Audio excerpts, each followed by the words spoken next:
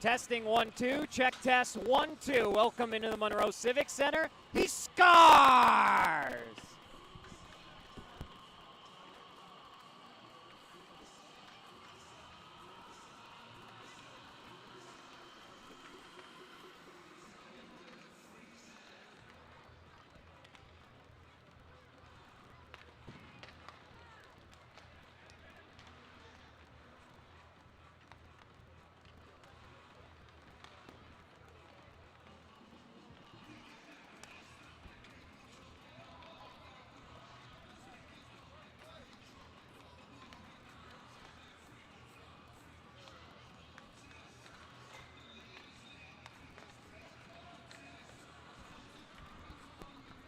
Testing again, check test 1-2. He scores!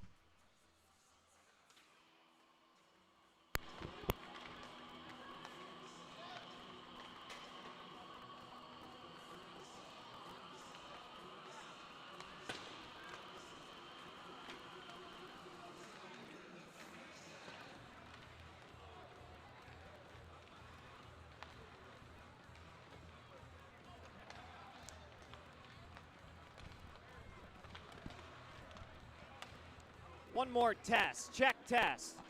Test 1-2, testing 1-2. Welcome into the Monroe Civic Center. Score!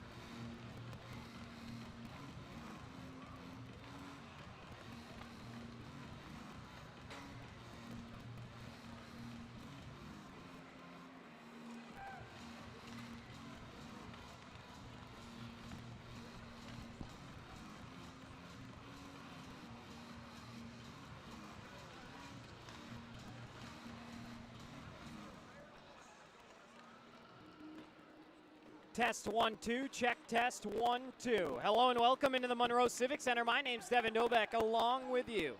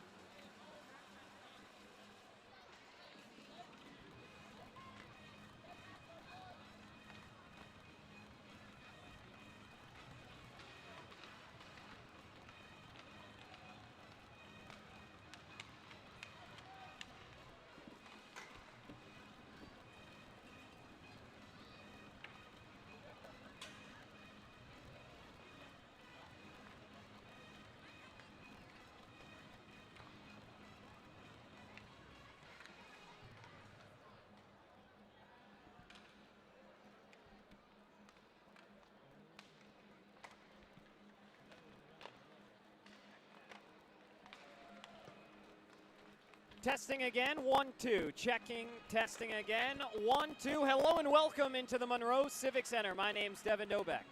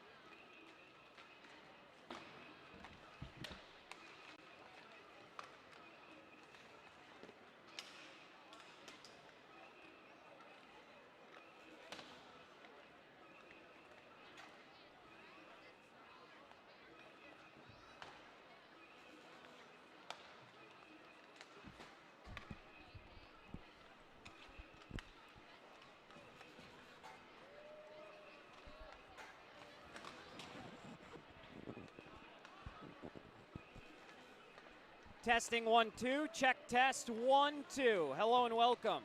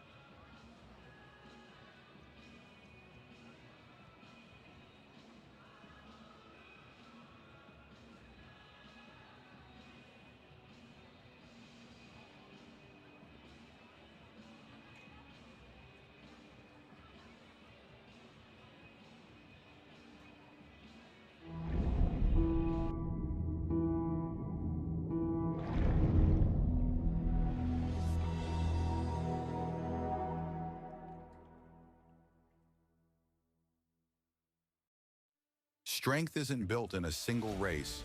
It's earned, mile after mile, pedal after pedal, step after step. The same endurance that drives athletes to the finish line fuels the steady hands and sharp focus required in surgery.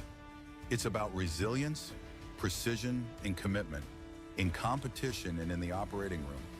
Because true performance means showing up with excellence, no matter the arena. Looking for non-stop fun? Sky Zone Biloxi at the Edgewater Mall is the place to be. Jump off wall-to-wall trampolines, dunk on the basketball court, or conquer the warrior course. Sky Zone Biloxi truly has something for everyone.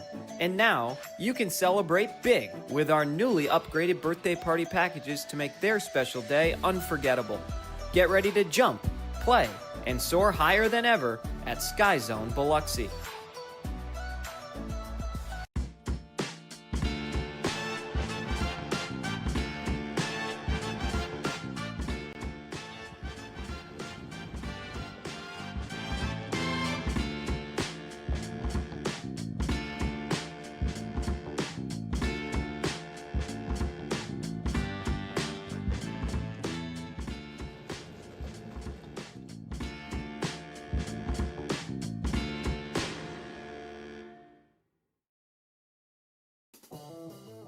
Looking for your next ride? Get more at Matt Bowers Hyundai Gulfport. Every new Hyundai comes with Matt's lifetime powertrain warranty on top of Hyundai's America's Best warranty and owner assurance. No one on the coast offers more, so why go anywhere else? Visit us today during the Getaway Sales event happening now just off Lorraine Road north of I-10. Official sponsor of your Biloxi Breakers. Shop smart, buy local. Matt Bowers Hyundai Gulfport.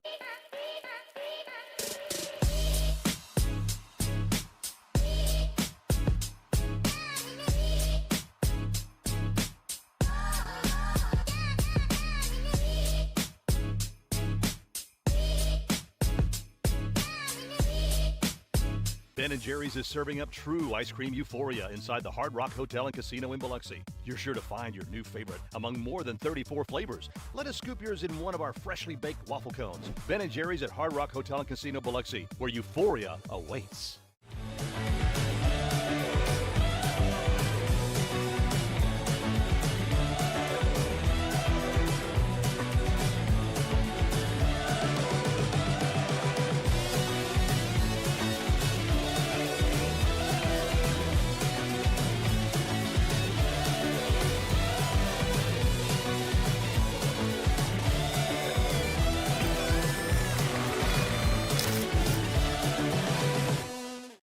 Fly in for a daiquiri that scores every time. Mile High Daiquiris is an aviation-themed daiquiri shop and the official daiquiri of the Biloxi Breakers.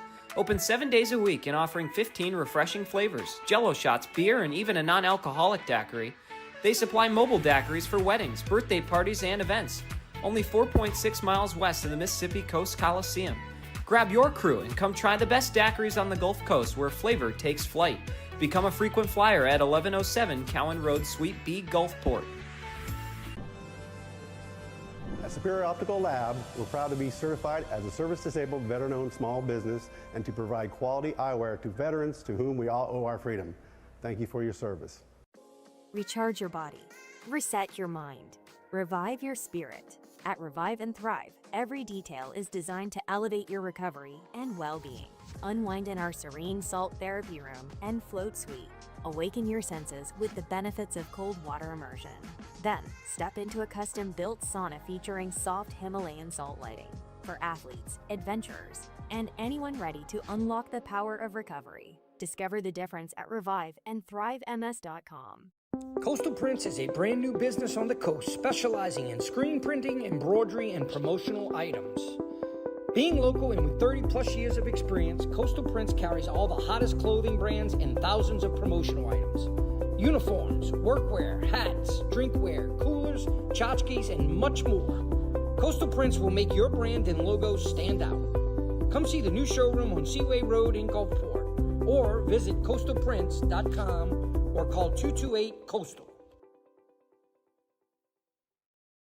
The Mississippi Gulf Coast is where community and teamwork come together, on and off the ice. Foshi Residential is proud to support the Biloxi Breakers as they bring the heat to the rink this season. Foshi Residential manages 3 unique apartment communities along the coast, each offering modern finishes, resort-style amenities, and a location that puts coastal living right at your doorstep. Ready to find your community? Visit foshiresidential.com/Biloxi Breakers for more information. Every new Hyundai from Matt Bowers comes with Matt's lifetime warranty included. That's in addition to Hyundai's America's Best Warranty, a 10-year, 100,000-mile powertrain warranty, and Hyundai Owner Assurance. You get both warranties, making a new Hyundai from Matt Bowers an excellent value. Come visit us today during the Getaway Sales event at our new showroom just off Lorraine Road north of I-10 in Gulfport. Shop smart, buy local. Matt Bowers Hyundai, Gulfport.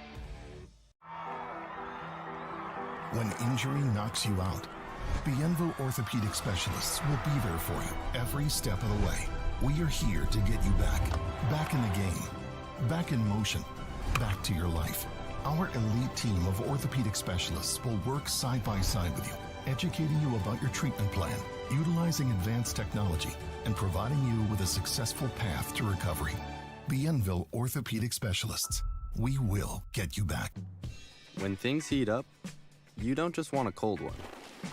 You want the coldest one. The cold lagered, cold filtered, cold packaged one. Mountain Cold Refreshment. Coors Light. Choose chill.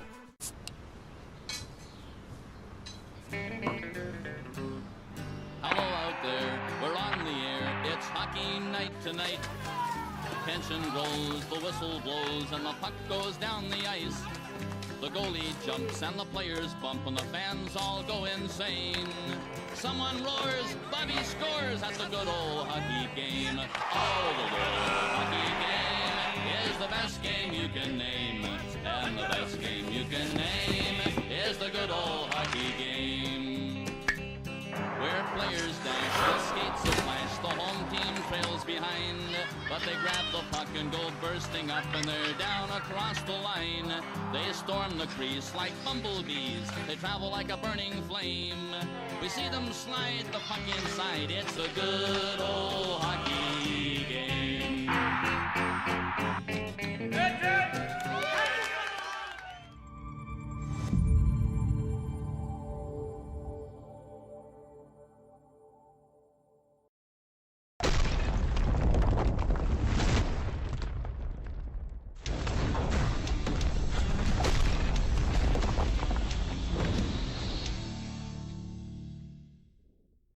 Shooting on the blocker side of Rosenzweig this time. 2-on-1 for the Breakers. On over to Conway. Conway's backhander. Rebound. He scars! Declan Conway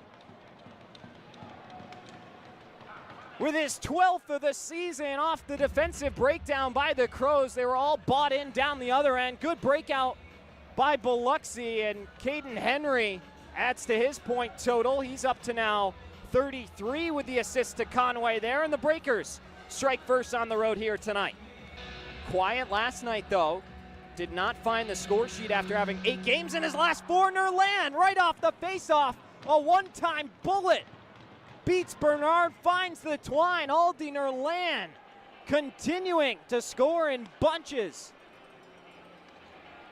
A rocket right off the faceoff. Bernard couldn't even get set. Nerland right over the glove side. Pots one. And it's 2-0 Biloxi. Finds it over to Hunter Hall, the 6'4" power forward who was traded for from the Baton Rouge Zydeco moments ago. Nerland cherry picking in all alone on the breakaway to his forehand. Scars! Aldi Nerland! The Breakers had nothing doing in period 2. Aldi says, all right, I'll take a little minute here at the blue line. A good outlet pass from the Breakers. And Nerland with a beautiful move in all alone to get Bernard to bite to the left side and finishes on the forehand with a beautiful goal. Nerland, his 6th of the season, his 2nd of the night, his 4th of the weekend. Cade Henry with a burst of speed up the near side, darting towards the goal and has to go around. Centering feed out, Charbonneau lights the lamp, his first professional goal.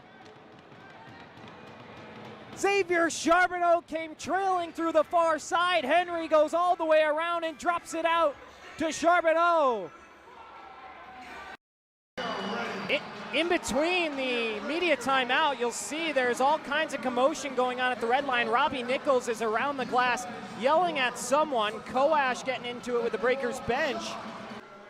Koash with time and space, tipped in front by Infantino, and Topeka scores. Infantino apologizes to his goaltender for scoring on him inadvertently, and Topeka gets a power play goal. I think it hurts more for the potential shutout that Rosenzweig had cooking. And towards the goal, and now Nerland leads the charge the other way. On over to Pikarczyk. In front, they score! We'll see who leads the line. It looked like another deflection goal off a defender. And it's Lucas Pikarczyk with his first goal since his overtime winner on November 14th, making it 5-1 Breakers. Sneath to the tape of Wilson. Wilson shoots and scores. Elijah Wilson, with just his third goal in his last 11 games, beats Rosenzweig on the blocker's side on the face-off circle, and now Nerland spins it around. Henry trying to dig it out. Smith with a bad-looking hit. He's going after Caden Henry right now on a beeline. I don't think the Breakers really loved that, and Bondi wants a piece of Avery Smith now. A little pushing and shoving after the whistle as Josh Rosenzweig selling his way back to the Breakers bench, and Biloxi takes this one by a final of 5-2 on the road here in Topeka. A fun game. Avery Smith is being held back by the officials. Breakers continue to cherish the win as Topeka will go salute the home crowd. No Pink Pony Club tonight.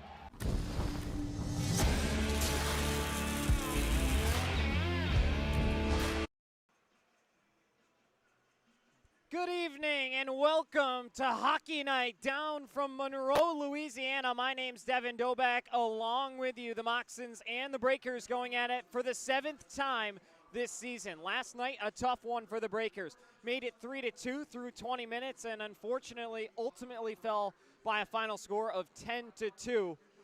Only 3 Moccasins that skated yesterday did not have a point. 7 unanswered goals after it was 3-2. It was a tough go for the Breakers. Let's jump in to our tail of the tape here.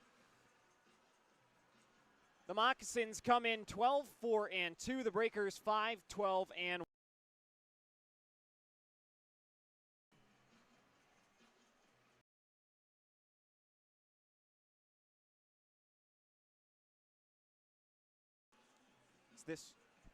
All right, we're back. Apologies for that. Looks like I stepped on the cord for a moment, but the Moccasins come in 12-4-2. The Breakers 5-12-1. Mocs have won 3 in a row. Breakers lost last night to break their 1-game win streak. 5.3 goals per game for the Monroe Moccasins. 3.8 for the Biloxi Breakers. A plus 34 goal differential for Monroe, minus 31 for the Breakers. Breakers power play is slightly better, 19.8%, but they went 0 for 9 last night. Moccasins 15.5%. 88.7% on the kill for Monroe, 72.5 for the Breakers. Number 2 team in the Continental versus the number 6. Monroe has taken the first 6 matchups. While we have an extra moment for you here, let's take a look at our Matt Bowers starting lineup. It's Fabian Leonard centering Lucas Pikarczyk and Xavier Charbonneau. The defensive pairing will be Jordan Rosenbaum getting the start with Declan Flanagan. And in between the pipes, you see getting ready outside the crease is Josh Rosenzweig. Breakers are going to have their hands full. They're very beat up. Only 10 players on their roster are healthy currently, so it will be a test and a war of attrition here tonight. But A.J. Schlepp did make the trip up. He will be back in the lineup, a big physical presence on the bench for the Breakers. Looking forward to all that and more as they're about to introduce the Monroe Moccasins here in about 10 seconds. So we'll send it to ice level for the pregame festivities.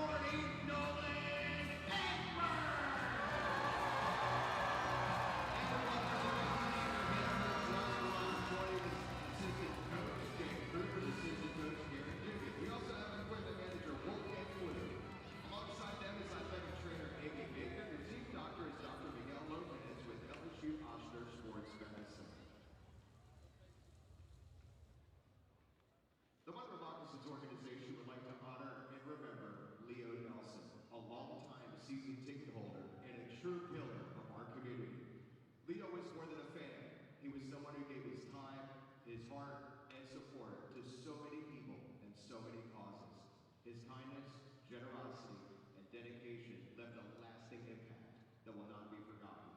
We ask that you would please join the Monroe Moccasins in a moment of silence to honor the life, legacy, and memory of Leo Nelson.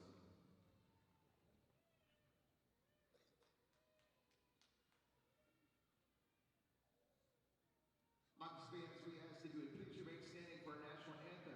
Tonight, being performed by Michael Holman. Then please remain standing for an honorary puck drop.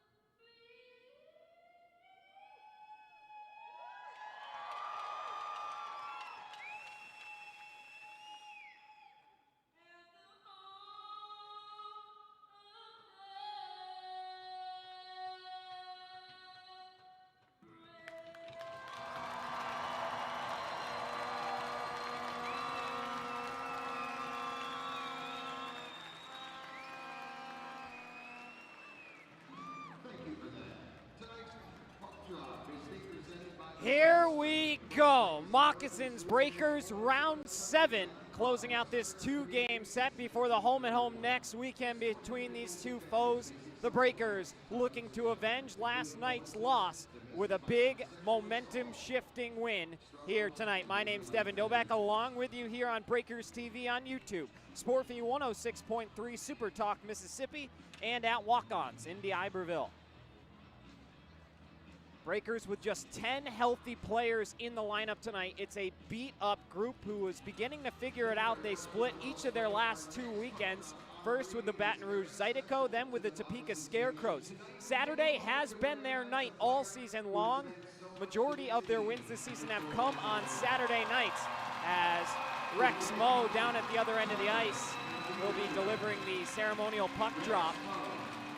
Rex Moe has officially decided to retire from his professional hockey playing career, and the moment that his career ended was when he got into a fight with Xavier Charbonneau out in Biloxi. Charbonneau went on the IR with a concussion for 2 weeks. Rex Moe went on IR as well and never returned. Obviously, we wish him all the best in his future endeavors as all of his teammates come to greet him over by the ceremonial puck drop spot. But Rex Moe, a power forward, brother Hagen Moe, also no longer with the Moccasins.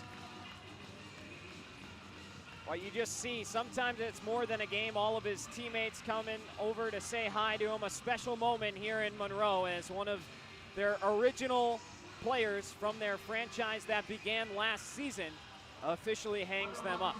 Wishing Rex Moe all the best as we shift our focus to puck drop here tonight. A special announcement, in case you missed the broadcast yesterday. On December 19th, the Gulfport Admirals will be in Biloxi. The state champions will be coming in, so looking forward to having them in the house before puck drop. So be sure to get your tickets now at the box office or on Ticketmaster.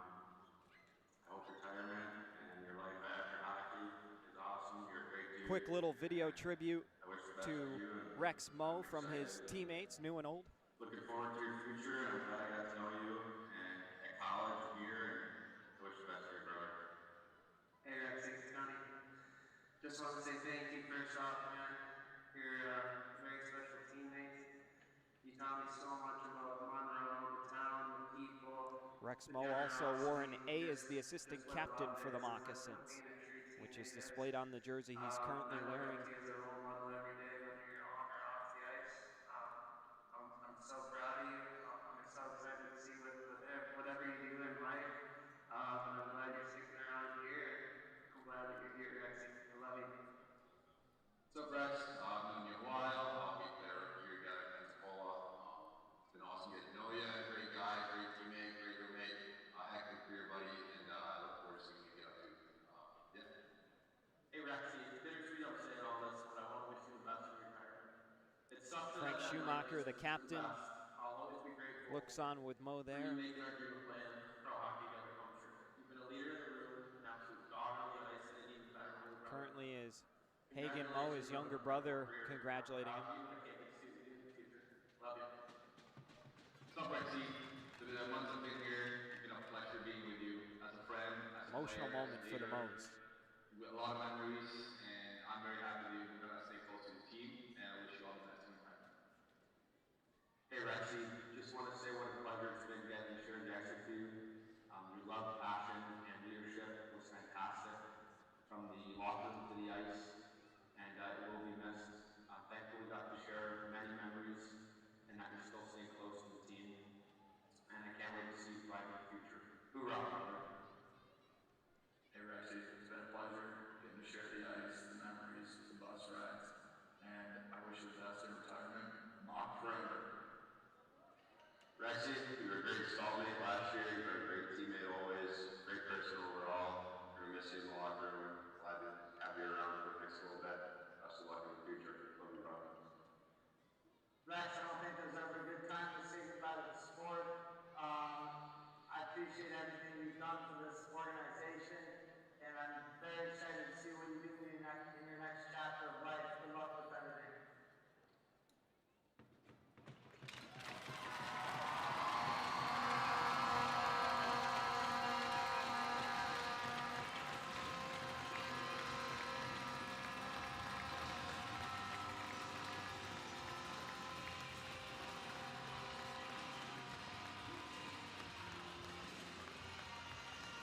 They're going to take Rex Moe for a lap around Monroe Civic Center one final time. And the fans will salute him. An emotional moment for part of the foundation of this organization. Wishing Rex all the best in his future endeavors. And I'm sure he'll be around.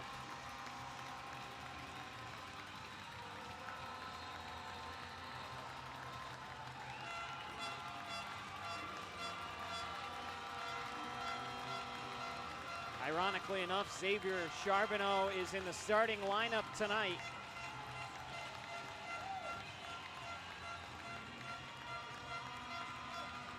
I think Charlie Penn's reminding Charbonneau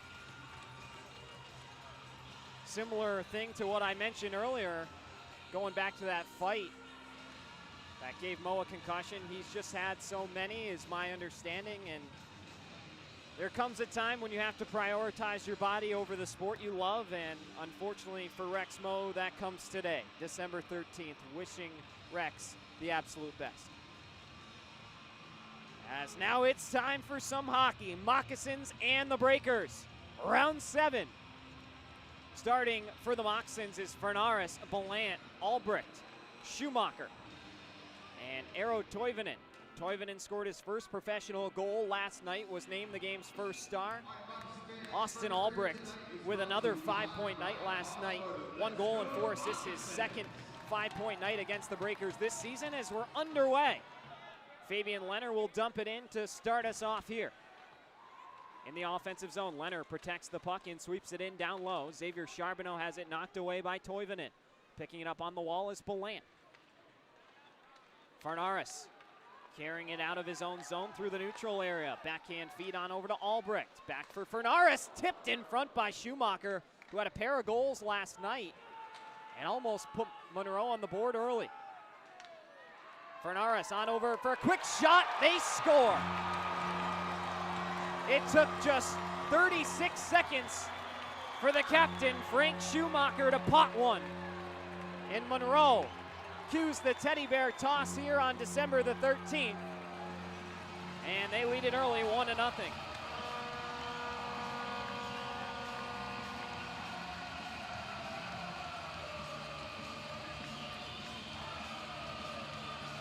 Here in our Republic Finance first period. That didn't take long.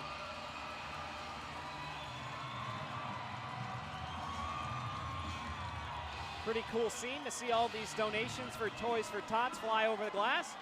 You just wish that the celebration had come at the Coast Coliseum. The Athens Rock Lobsters had their teddy bear toss last night, and they raised over 7,500 bears, if I'm not mistaken, maybe 7,100. Joe Furtado and Pete Fricano, the Moccasins broadcast crew, gearing up to hum one from high above the ice up here down onto the surface. Let's see if they're successful. Here's Joe, and he gets it on.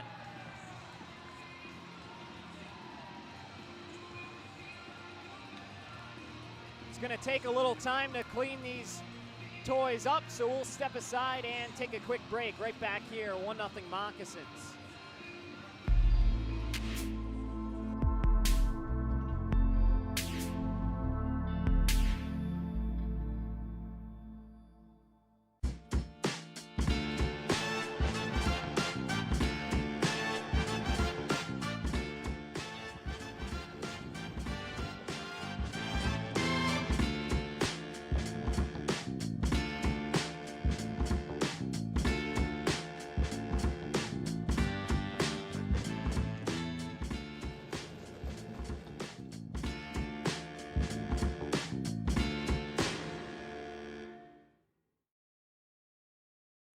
Strength isn't built in a single race. It's earned, mile after mile, pedal after pedal, step after step. The same endurance that drives athletes to the finish line fuels the steady hands and sharp focus required in surgery. It's about resilience, precision, and commitment in competition and in the operating room. Because true performance means showing up with excellence, no matter the arena.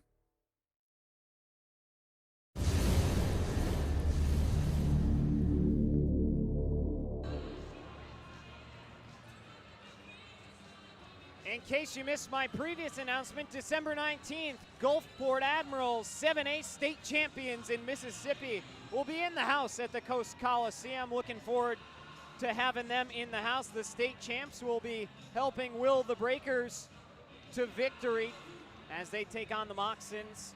Puck drops at 7 o'clock. The Admirals will be honored beforehand. Very excited to have the opportunity to pay them all the respect that they deserve. And then the Breakers and the Moccasins will look to put on a show shortly after. But congratulations to Gulfport, who beat Tupelo. I may have pronounced it wrong. I already got some heat for that earlier, but 21-20. As close of a win as you can get. And congratulations to them once again. While we have an extra moment here, let's remind you about our stocking stuffer promotion. 4 terrace level seats for the December 27th game. 4 Breakers official game pucks, 4 small waffle cones from Ben & Jerry's Biloxi, 4 Sky Zone jump passes. That's a total value of $224, all for just $88. To purchase, you can call the number on your screen, 228-731-3399, or visit our office at 1643 East Pass Road in Gulfport. Continuing to guide all the stuffed animals off the ice. It looks like it's going to be a little bit longer here, so we'll step aside for another media break and be back.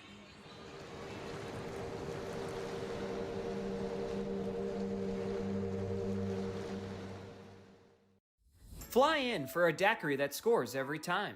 Mile High Daiquiris is an aviation-themed daiquiri shop and the official daiquiri of the Biloxi Breakers. Open 7 days a week and offering 15 refreshing flavors, Jello shots, beer, and even a non-alcoholic daiquiri. They supply mobile daiquiris for weddings, birthday parties, and events. Only 4.6 miles west of the Mississippi Coast Coliseum. Grab your crew and come try the best daiquiris on the Gulf Coast where flavor takes flight. Become a frequent flyer at 1107 Cowan Road, Suite B, Gulfport.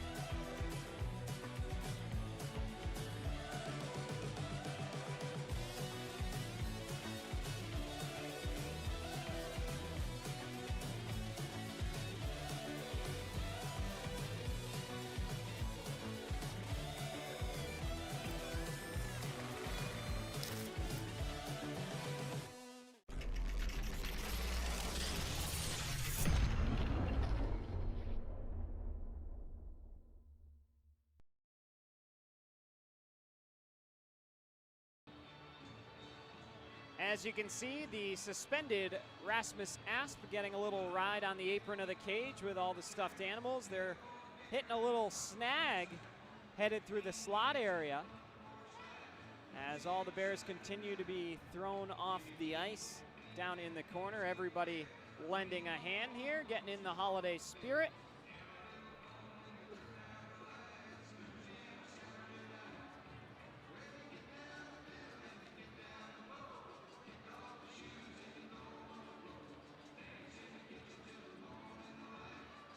Did not take long for the Moccasins. Breakers had the puck in the offensive zone first, but then Monroe, just great puck movement. Everybody knows where everybody is. Schumacher had a couple opportunities on that shift and eventually was able to cash in to make it a 1-0 hockey game.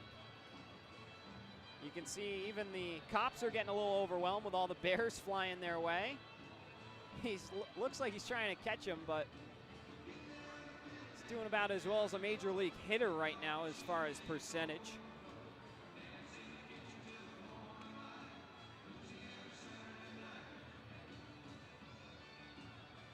Had the chance to stop by the Moccasins tailgate earlier today. As some of you may know, I'm decent friends with the Monroe Moccasins broadcast team, Joe Furtado and Pete Furcano, and they said I had to check it out. So we went over to the tailgate, and I was wearing my Breakers colors, always representing, waiting to get ripped apart. But no, very hospitable group of fans. I will say, they offered me all kinds of different meats, chicken, steak, hot dogs, burgers, venison, bacon-wrapped jalapenos with cream cheese, all kinds of a spread they have going on here. A pretty cool tradition they've had at home games over the last couple seasons. So pretty cool to have the chance to check that out. Appreciate all of their hospitality and for letting me crash and see the Moccasins game day experience. I'm sure Breaker Nation has some cool rituals we'll have to check out when we head back to Biloxi. Next home game is December 19th against these Moccasins, and then a 2-game homestand the next 2 days after Christmas, December 26th and 27th against the Baton Rouge Zydeco.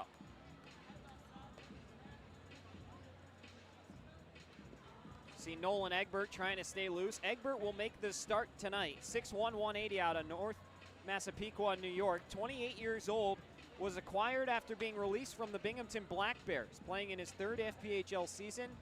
92 games as the backup goaltender for the Black Bears. Won 2 Commissioner's Cups, backing up Connor McAnanama.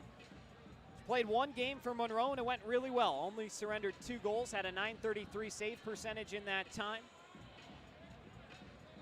30 saves on 32 shots. Recorded his 1,000th career save in that game as well. As we're ready to resume play and the puck is dropped.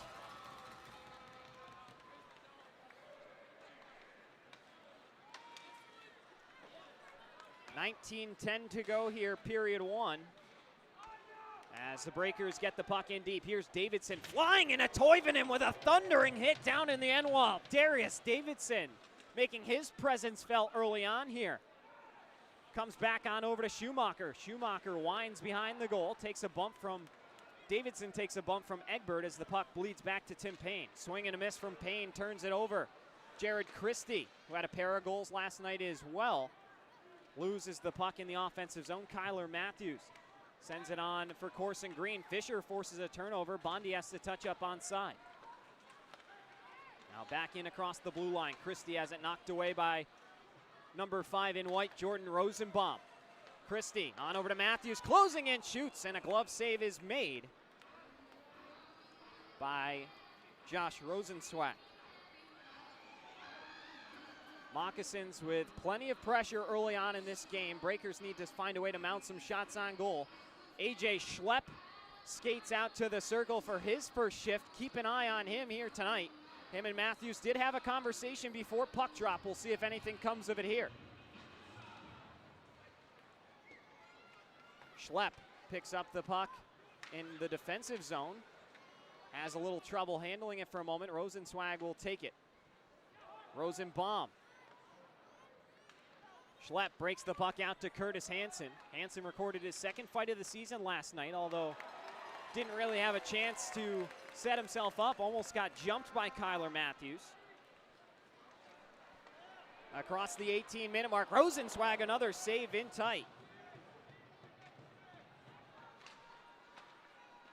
Now on the far side, Liarakos, the former Mississippi Seawolf, glides through a couple breakers, and Rosenbaum is forced to send it out. That one goes off the side of the post. They're going to rule icing. Brett Riley, the assistant coach for the Breakers, saying that one looked like it hit the post. Why are we calling icing here? But nonetheless, he will lose that appeal, and the puck comes back to the Breakers' end.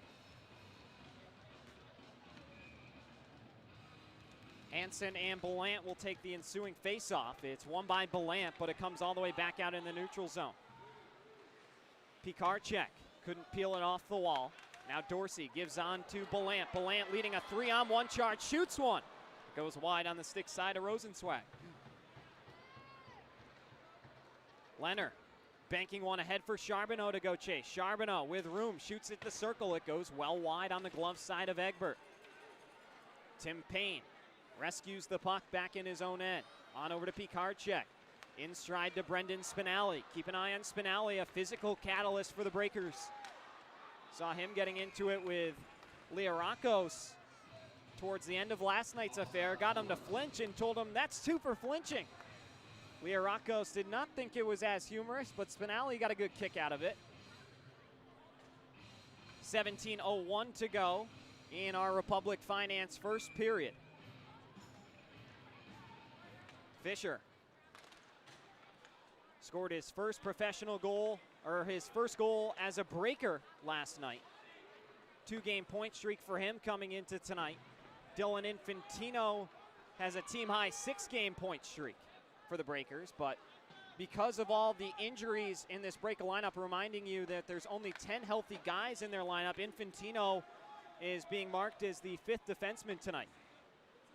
Declan Conway out of the lineup as well for the Breakers as Rosenbaum took some sort of hit up high. He stings Ben Stefanini out in the neutral zone. Flanagan, snap pass on over to Fisher. Fisher banks it back to his roommate Flanagan into the skates of Spinelli, and Fisher will carry it out of the zone. Off the wall, Scandalbury forces a turnover. Scandalbury back with it, shoots one over the crossbar and high. AJ Schlepp looking to carry it up the wall. He's going to be getting a lot more minutes with this beat-up Breakers squad. Christie inadvertently gets it to DeBay Plouffe. Back to Christie, who tried to shove it home. He takes a big hit from Tim Payne below the end line. And now Liarakos wants a piece of Payne. Looked like he just jumped him, and now he's going to start to throw punches against the wall. Oh, a couple big uppercuts. And that's the thing about this Moccasins team. They love to jump players and not really give them a chance to shed their gloves, and Payne just took a couple good shots from Liarakos. And a Monroe building that already was loud gets louder.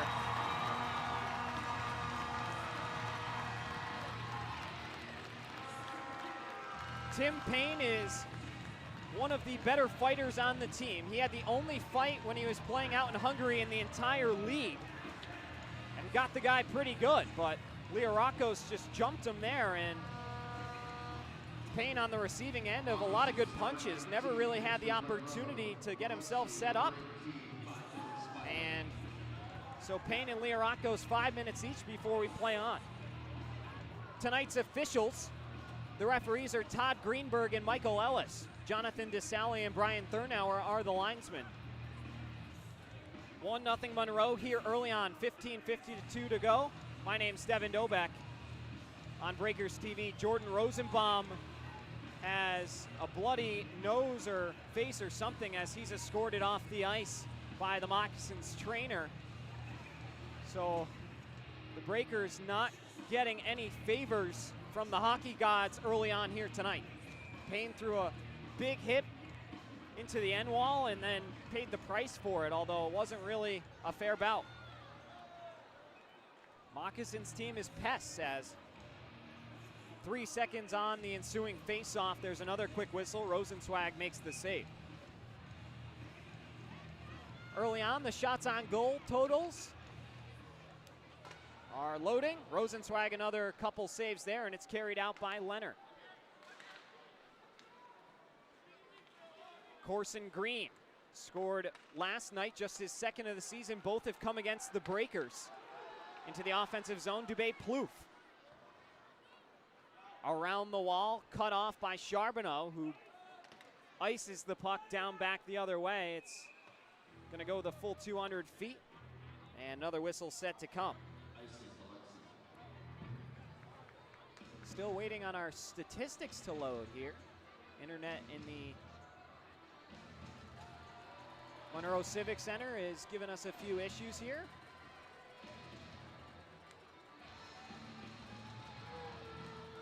Belant will take the face-off with Pikarczyk. Pikarczyk wins it, but jumped on by Carlos Fernares. Albrecht on over for Johnson. Sent into the corner. Rosenzweig trying to jab it away. Pikarczyk comes to pick up the puck and feeds it over to Flanagan. Flanagan gives it away to Johnson. Shot from the point by Dorsey. Off the pad of Rosenzweig and into the corner.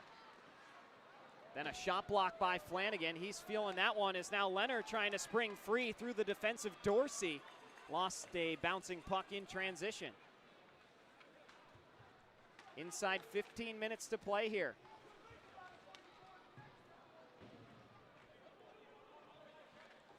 Fisher took a run at Landon Johnson below the end line. Albrecht taps it around Grant Bondi. Now a loose puck. Infantino able to jab it away. Bondi up into the neutral zone. Stopped by Johnson. Albrecht almost forced a turnover but forgot the puck. Fisher flips it ahead to Thornton. Thornton taps it free. One hand poke to get around the defense of Schumacher, and then they collide into the end wall. As now we're going to have a whistle, and our first media timeout will commence. 1-0 Monroe leads it on the early goal by the captain Schumacher. We'll be back.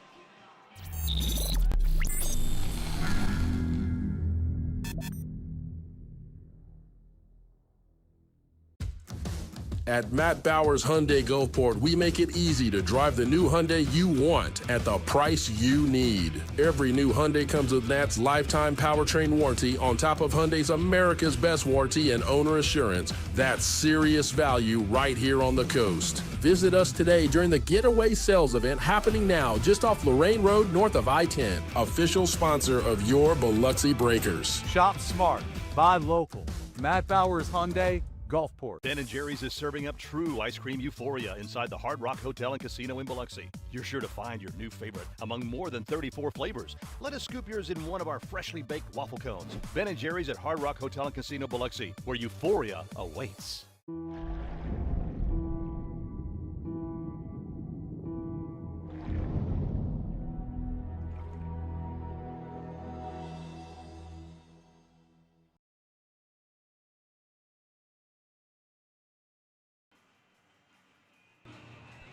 $14:10 to go here, period one. My name's Devin Dobeck, along with you on Breakers TV. The Moccasins lead at 1-0 early on.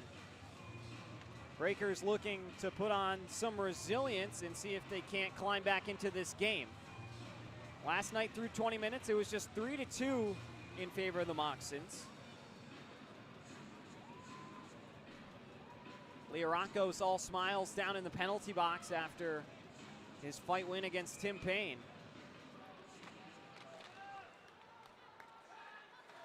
Bondi sends it in down low. Thornton can't catch up to it as it wraps around the wall. Spinelli's shot didn't get much on it. Turns it over to Stefanini.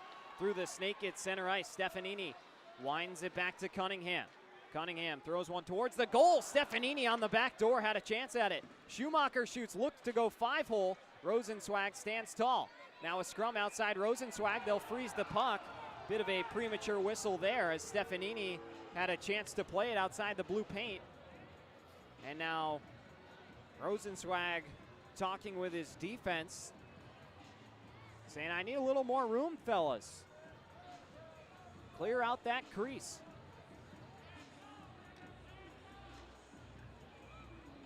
Curtis Hansen set for the ensuing draw with Stefanini. And he wins it out to the wing for Infantino. Hansen locks up Stefanini in the end wall. They continue to battle. Around the wall it comes to Schumacher. Down low, Charbonneau pulls up. Schumacher gets it to Scantlebury. His shot. Redirected in front, and it comes all the way to A.J. Schlepp, who will flip it out into the neutral zone, where it's not settled by Scantlebury. Back into the Moccasins end of things. Schumacher will dust it off and break it on out to Scantlebury. Scantlebury scored his 10th point last night.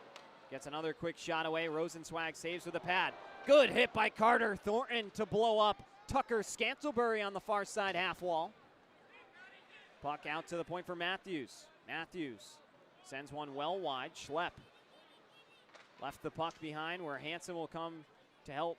Can't flip it out of the zone. Kept in by Green. On over Dubé-Plouffe. Moves to his backhand in front on the centering feed, and it gets through everything. Corson Green below the end line. Infantino door to door with him. Green into the middle. Christie untouched out in front of the slot area, and his shot goes well wide. Thornton chops it out into the neutral zone. 12:20 to go here in the first period. Christie walking in, shoots one, tried to go 5-hole. The rebound, Turner fighting for the puck and can't find it. This one off the side of the post pops up and is settled by Dubé-Plouffe. Dubé-Plouffe gliding through the middle of the zone. Looking for a pass down low, moves to his backhand again. Short side, scores. Just enough daylight for Dubé-Plouffe to find a home for it. Had 3 assists last night, now picks up a goal here tonight, and it's 2-0 Monroe.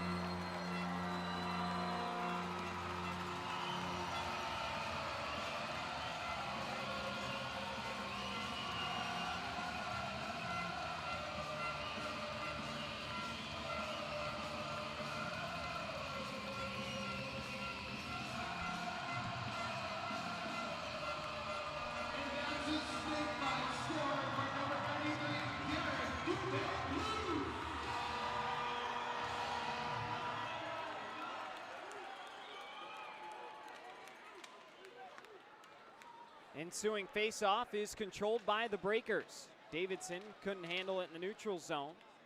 Comes back on through. Spinelli plays conservatively, allowing Ballant to collect the puck. Albrecht twirls around and sends it cross ice for Dorsey. An uncomfortable looking save for Rosenzweig, and Fisher will send it around the wall where Charbonneau's able to clear it out. Dorsey out of his own end. Into the middle for Fernaris. Fernaris stops in the slot areas. Closing in were 3 white uniforms, and Rosenzweig makes another quick save. Davidson collides with Fernaris. Walking in, another quick shot. Rosenzweig makes a save. He's been tested a lot here early on. Breakers just having no answers for this Monroe offense. So experienced and a lot of chemistry in this group. Over a half dozen guys who've played AA hockey in the East Coast Hockey League, which is NHL affiliated.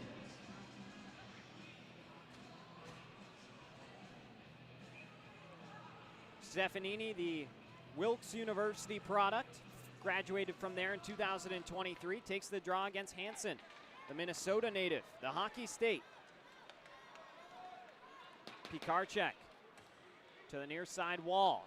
Takes a funky bounce off the defense of Jamie Dorsey and almost had a Breakers bounce into the back of the net. Thornton, good forecheck. Punches the puck in deep. Pikarczyk throws a check into Landon Johnson below the end line, and now Monroe struggling to break it out of the zone. Couple touch passes and a backhand move by Stefanini complete the task. Cunningham, who did not play last night. Thornton gloves it down to himself and sends it back for Flanagan. Flanagan, a dangerous area pass on over to Infantino through the middle. Leonard hits the brakes, stops, and makes a good breakout pass to Davidson. He avoids the hit of Toivonen, whose number he had earlier on in the contest. About the midway point here in the first period. Monroe 2, Biloxi 0. Christie, not a clean entry across the blue line. Dubé Plouffe closing in, and nice job to shut that one out by Brendan Spinelli. Spinelli throws a shove into the back of Christie. Leonard. Run into the wall as Davidson pops it out to A.J. Schlepp. Schlepp carrying the puck into the offensive zone. Shoots one. The rebound. Controlled by Schlepp. Gets it out for a quick shot by Leonard, and another save made by Egbert. Good shift for A.J. Schlepp here, getting some regular minutes with all the absences in the Breakers lineup. Down now their top 5 scorers on the team. Lucas Pikarczyk, the only one left standing, as Payne and Liarakos released from the box. We head to another media timeout. We'll take it. 2-0 Monroe here in Louisiana.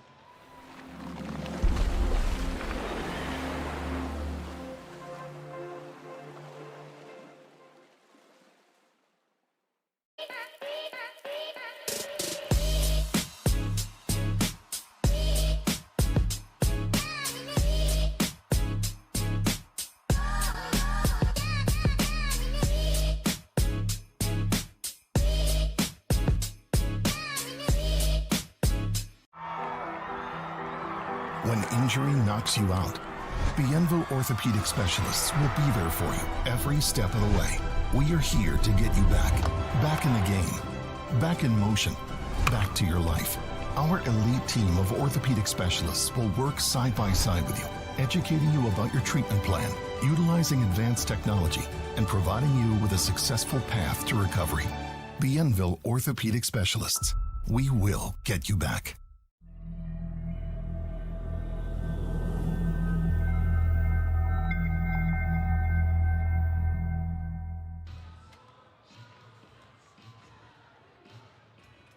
Back here inside the Monroe Civic Center, coming out of our second media timeout here in period 1, 9:26 to play. My name's Devin Dobeck along with you. As the final few seconds bleed out, they got the kiss cam going on here in the Civic Center. Vibes are good here in Monroe. Their team so far taking it to the Breakers.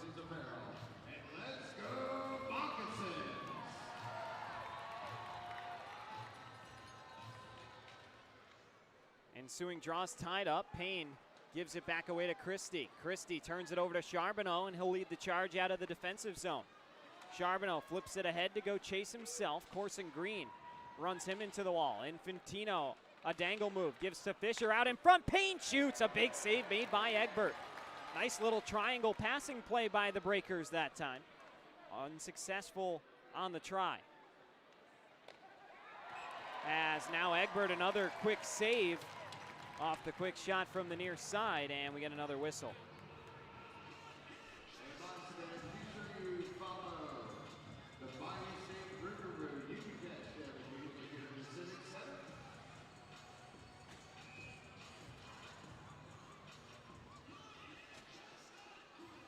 Still trying to load our shots on goal for you. The Civic Center Wi-Fi is giving us a hassle right now, but luckily our Ethernet still powering the broadcast.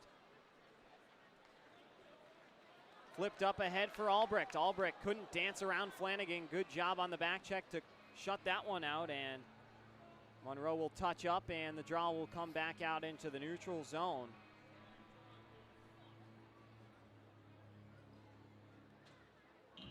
The dot just outside the blue line. The unit out there for Charlie Penn's group is Hansen, Pikarczyk, and Davidson, with Bondi and Flanagan the pairing on defense.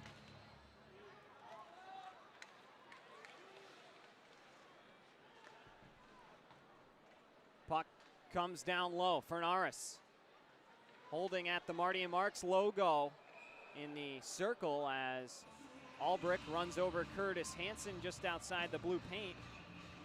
And another face-off will get ready. A lot of quick whistles here early on in the hockey game.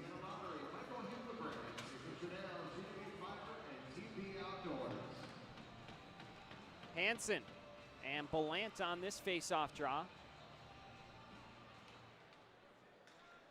Belant has quite the resume. We'll get into that soon as Albrecht walks in all alone. Faked the shot and is able to cash in. Looked like he swung and missed at the first attempt, but was able to get Rosenzweig to bite, and Albrecht tucks it right around the Breakers netminder, and it's all Monroe here early on, 3-0.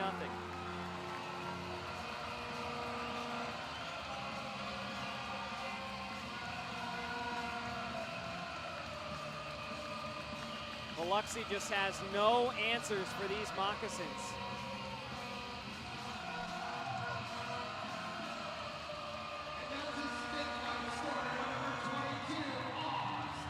No Conway, no Nerland, no Yevdokimov, no Caden Henry anymore, no Cole Crowder, and it's showing. Breakers having a tough time with puck possession, and Monroe doing whatever they want at will. Collision between Schlepp and Albrecht down in the defensive zone. They share a couple words. Thornton avoids the check. It comes out to Spinelli, who pokes it to open ice over on the far side. Schlepp walking into the offensive zone. Never sure what he's going to do. Inside 8 minutes here. Spinelli carries the puck in, hits the brakes, looking for help. Wraps it around the wall, but took a funny bounce off the stanchion, and Payne able to just barely keep it in. Leonard and a puck battle as see what the indication is from the official here. It will be an offside call coming, and the draw will come out to the dot.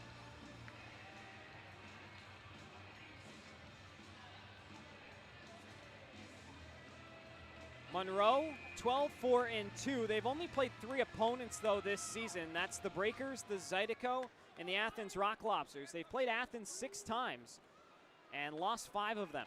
So that tells you all you need to know about the Athens Rock Lobsters unit this season. Davidson bumps into Dorsey. He rubs off that hit. One tough customer he will be.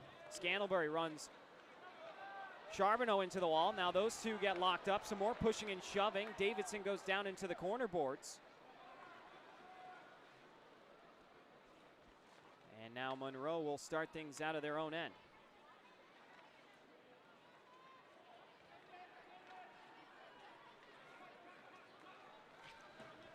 Bank pass. Grant Bondi got a piece of it to deflect it. 7 minutes to go here, period 1. Christie dangling to his backhand. Charbonneau picking it up is now Christie tied up with Declan Flanagan. Flanagan lost his hat. He'll have to go right to the bench. Physicality continuing to be a theme. Charlie Penz and Brett Riley on the front or the top of the bench, trying to fire up their group, strike some life into them. As now here comes Spinelli leading a 3-on-2 charge. Spinelli floats one down into the corner for Hansen. Hansen on over for Leonard. Leonard puts it through the legs of Toivonen, who locks him up. Fernaris lost it to Leonard. Leonard doing what he can to battle down below the end wall. 6 minutes to go in our first period. It's 3-0 Monroe.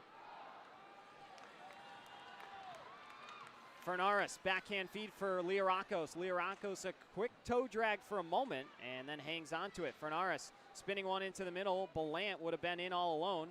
Belant hits Payne up high, and Leonard able to chop it out of the zone. Belant back into the offensive end. Flanagan's stick still vacant in the middle of the defensive zone, acting as a 6th defender for the moment. Quick shot from Albrecht. Save made by Rosenzweig hugging the post. Spinelli will chip it off the wall and go for a change, but this will be an icing. Spinelli not pleased with himself, tried to do that a little bit lighter. And as a result, his whole group, who had begun to change, will be ushered back onto the ice. Tired group for the Breakers need to find a way to clear the puck so they can change. Bondi, Infantino, Thornton, Fisher, and Spinelli, the 5.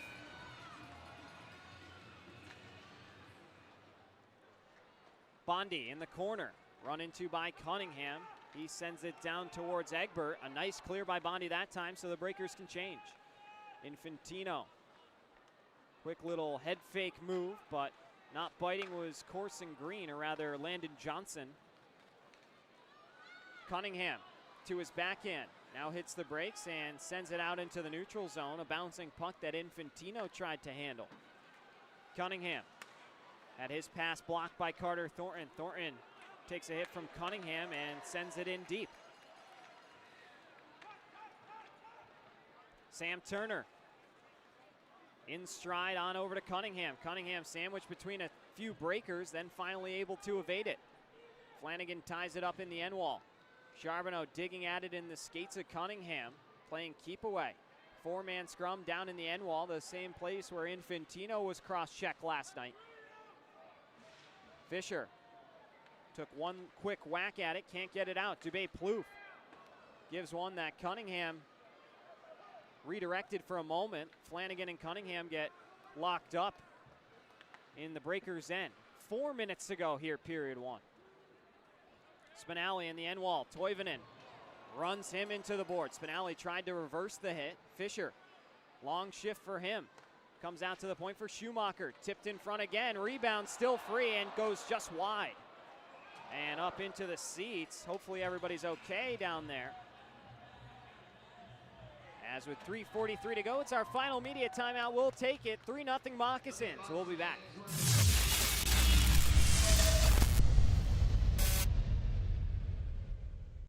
Recharge your body. Reset your mind. Revive your spirit. At Revive and Thrive, every detail is designed to elevate your recovery and well-being. Unwind in our serene salt therapy room and float suite. Awaken your senses with the benefits of cold water immersion. Then, step into a custom-built sauna featuring soft Himalayan salt lighting for athletes, adventurers, and anyone ready to unlock the power of recovery. Discover the difference at reviveandthrivems.com. Coastal Prints is a brand new business on the coast specializing in screen printing, embroidery, and promotional items. Being local and with 30 plus years of experience, Coastal Prints carries all the hottest clothing brands and thousands of promotional items. Uniforms, workwear, hats, drinkware, coolers, tchotchkes, and much more. Coastal Prints will make your brand and logo stand out. Come see the new showroom on Seaway Road in Gulfport, or visit coastalprints.com or call 228-COASTAL. When things heat up, you don't just want a cold one. You want the coldest one. The cold lagered, cold filtered, cold packaged one. Mountain Cold Refreshment. Coors Light. Choose chill.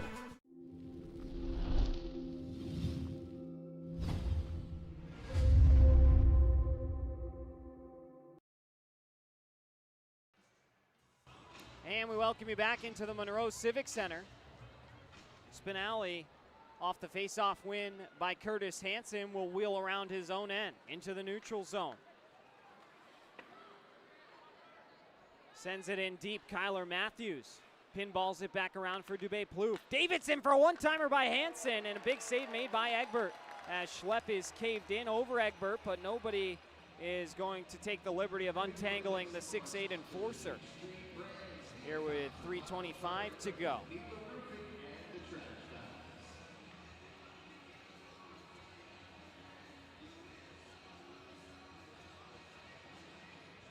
Breakers will make a full change. Other than their defensive group, Payne and Spinelli stick out there.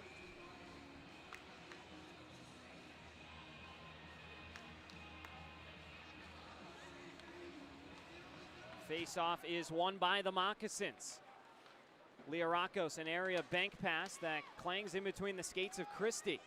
Green on over to Dubé-Plouffe. Shielding it from Charbonneau. Charbonneau working tenaciously out at the blue line. Gets it on over to Pikarczyk, who feeds Leonard. Leonard with Pikarczyk just offside. That one a close call, as now Pikarczyk gets locked up with Corson Green. They'll continue to push and shove here with 3:03 to go in the first period. Our Republic Finance first period.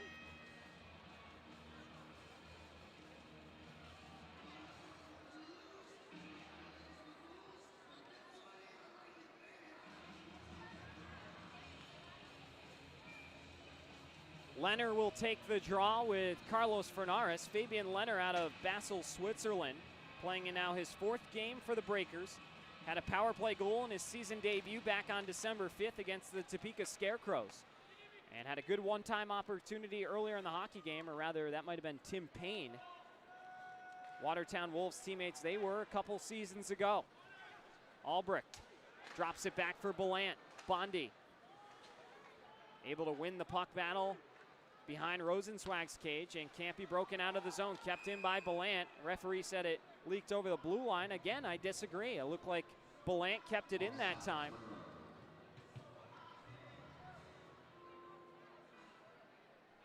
And so another draw set to come.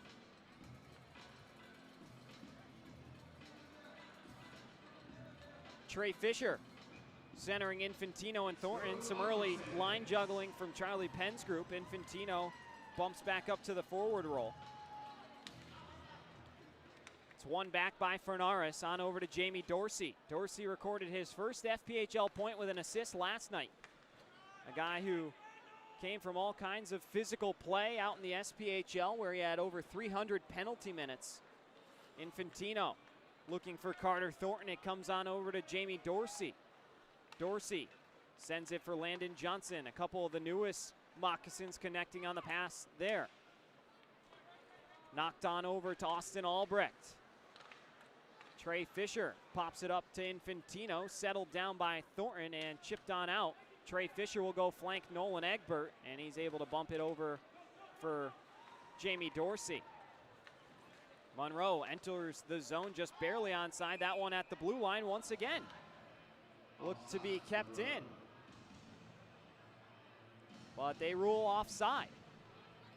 Our broadcast booth is right on the blue line that those last 2 plays have been at, so virtually I'm a linesman as well, but again, they have a much closer view. It looked like the puck was on edge and not fully over the blue line. If it has any piece of the blue line, it's considered to stay in. Tough calls to make as the official. We're talking about fractions of inches here. Breakers benefit from those offside calls as Cunningham spins one back in front on Rosenzweig. Hansen back for Tim Payne. Payne for Spinelli. Spinelli through the legs of Scantlebury, fires it to Davidson, on over to Hansen. Hansen will dump the puck in on Egbert after taking a shot from Stefanini. And with 1:21 to go in our first period, it'll be an offensive zone draw for the Breakers.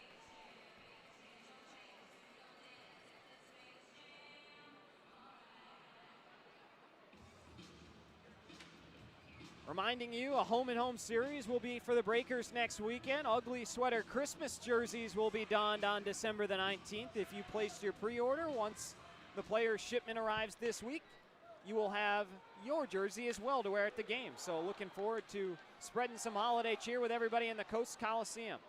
Bondi hits Cunningham into the wall.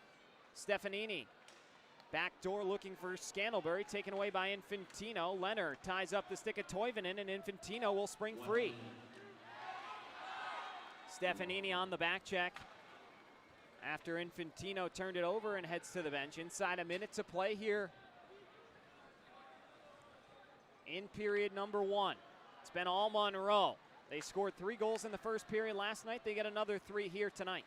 Spinelli chipping it up to Fisher. He stays onside, walking in through the circle, looking for Davidson, and the pass a little too strong on the tape, as eventually the puck leaks back into the neutral zone, and Payne will slow things down in his own end. Payne generates some space for himself. Got to watch Dubé Plouffe coming in behind him. Payne toe drag and looking to get it on goal. Kyler Matthews with inside 10 seconds left to play in period number 1. Moccasins, maybe one last rush. Dubé Plouffe in his own end will skate out the final remaining seconds. And that will do it for period number 1 here from the Monroe Civic Center. The Snakes lead it 3-0 against a short-handed Breakers group, who will head to the room and look for some answers, as we still got 40 more minutes of regulation time. I'll be back with you in a few moments for our first intermission report. Stick with us right here on Breakers TV.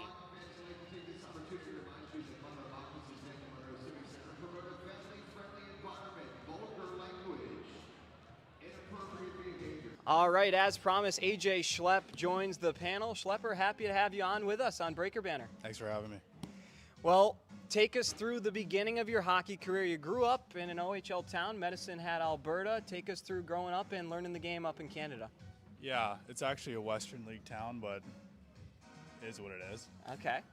Yeah, I started playing hockey pretty late. I started playing at 12 years old. Was like my first official year of playing hockey, kind of a later bloomer. Just fell in love with it right away.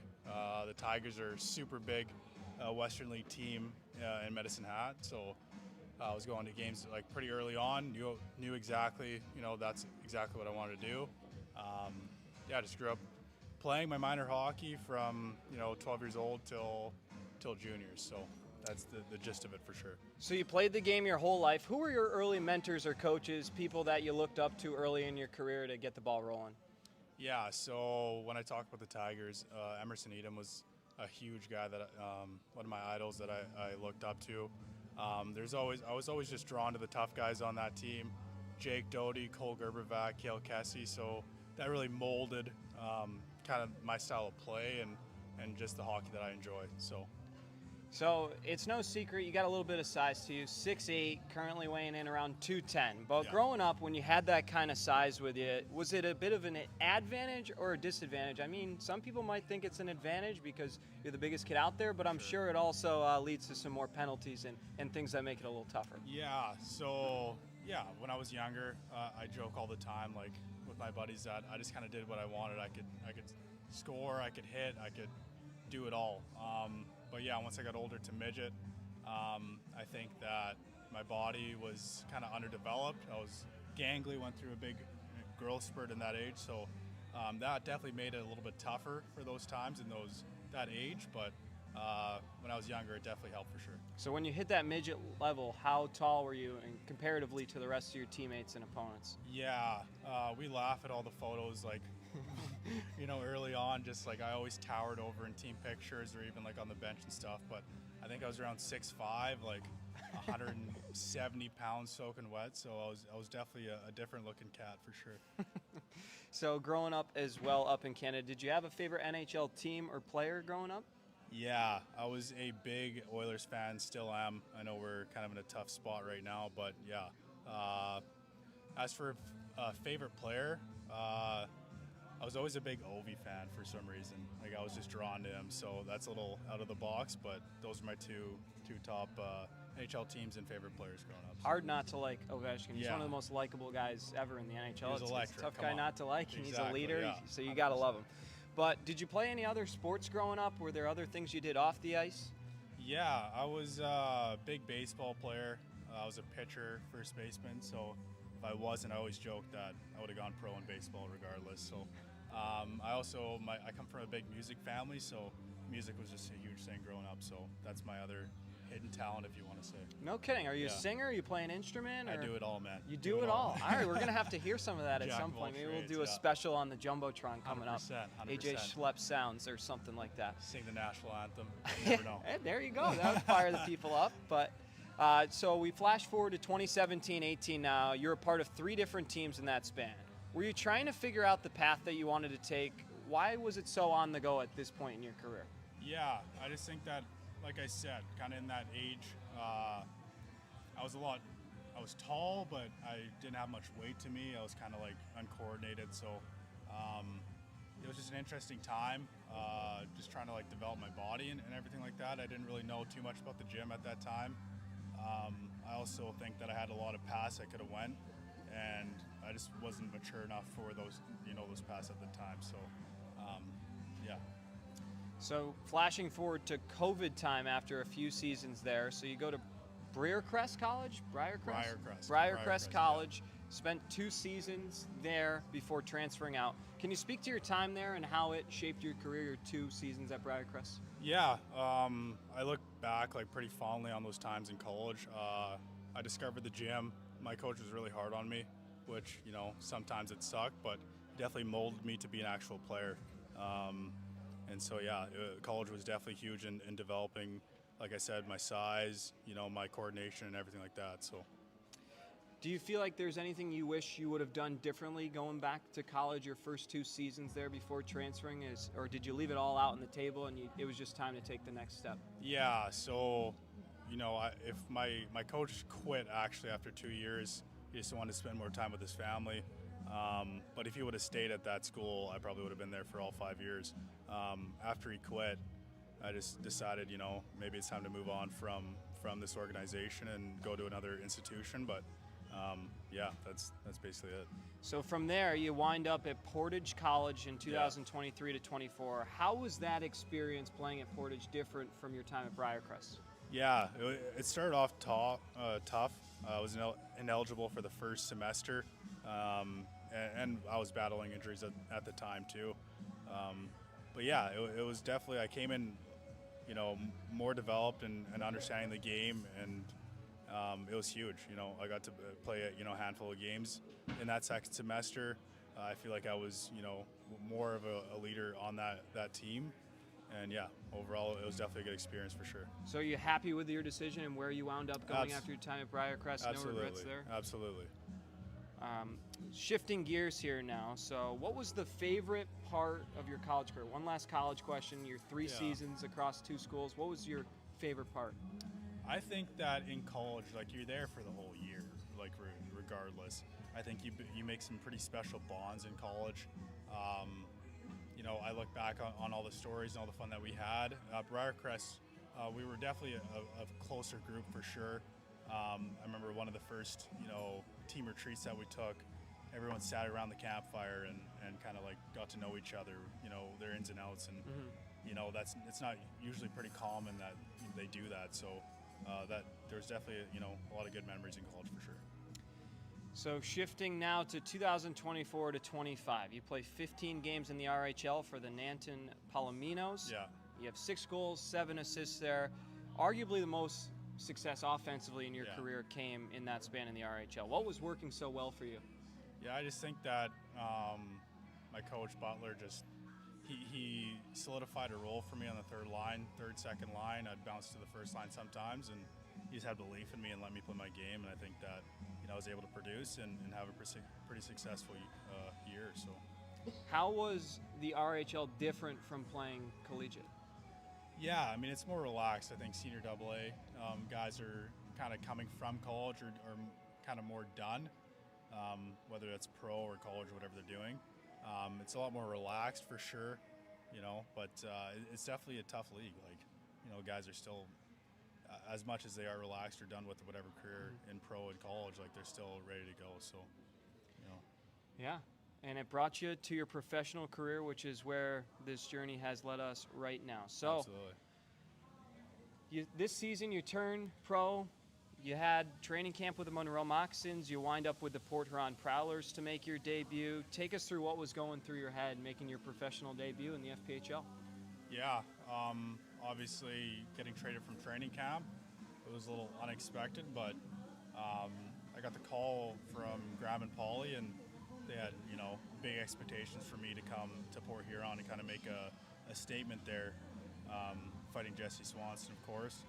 And yeah, it was just kind of like a whirlwind. I was like, all right, we're in it.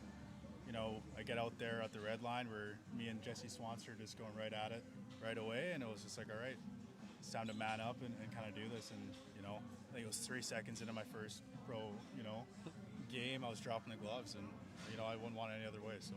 Yeah, for those that don't know, so Danbury and Port Huron played last season. Port Huron knocked out Danbury on the road, and afterwards, Ben Brockway went to the Rabbit at center ice. And correct me if I'm wrong anywhere here, Schlepp, but He planted his stick as if to kill it, and you don't touch another team's logo. It's kind of a respect thing. So absolutely. Danbury took a lot of exception to it, and then all of a sudden you join the Prowlers. They bring on their big enforcer from Danbury, and you're baptized right into the situation. Absolutely, like you're already a part of this developing rivalry. Did you have that prior knowledge from last season coming in to Port Huron? Like, did you know this was going to go unfold, or did it catch you off guard? Yeah, kind of in that time.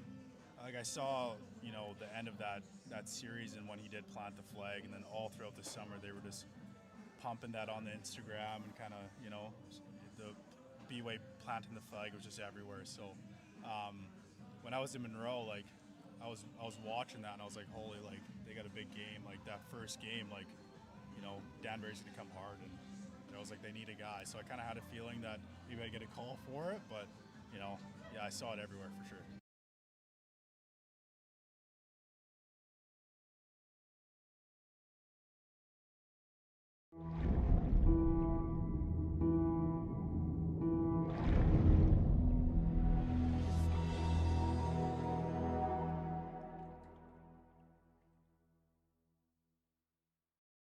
Strength isn't built in a single race.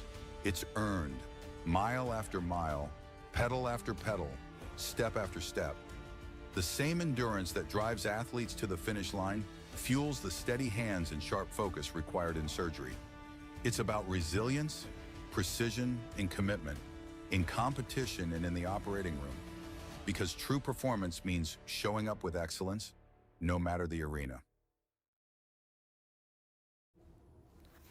Looking for non-stop fun? Sky Zone Biloxi at the Edgewater Mall is the place to be. Jump off wall-to-wall trampolines, dunk on the basketball court, or conquer the warrior course. Sky Zone Biloxi truly has something for everyone. And now, you can celebrate big with our newly upgraded birthday party packages to make their special day unforgettable. Get ready to jump, play, and soar higher than ever at Sky Zone Biloxi.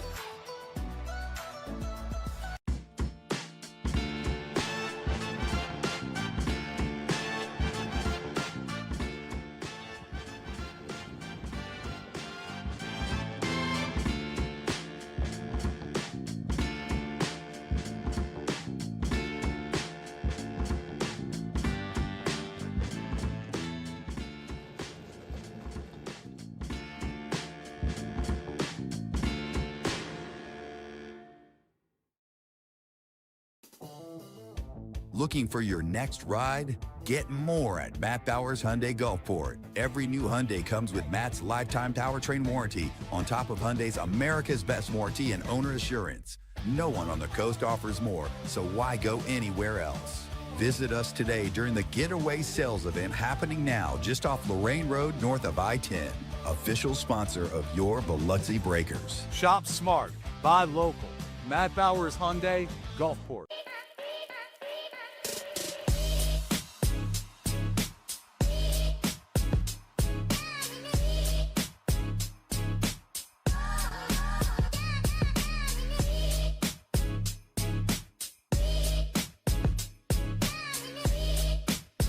Ben & Jerry's is serving up true ice cream euphoria inside the Hard Rock Hotel and Casino in Biloxi. You're sure to find your new favorite among more than 34 flavors. Let us scoop yours in one of our freshly baked waffle cones. Ben & Jerry's at Hard Rock Hotel and Casino Biloxi, where euphoria awaits.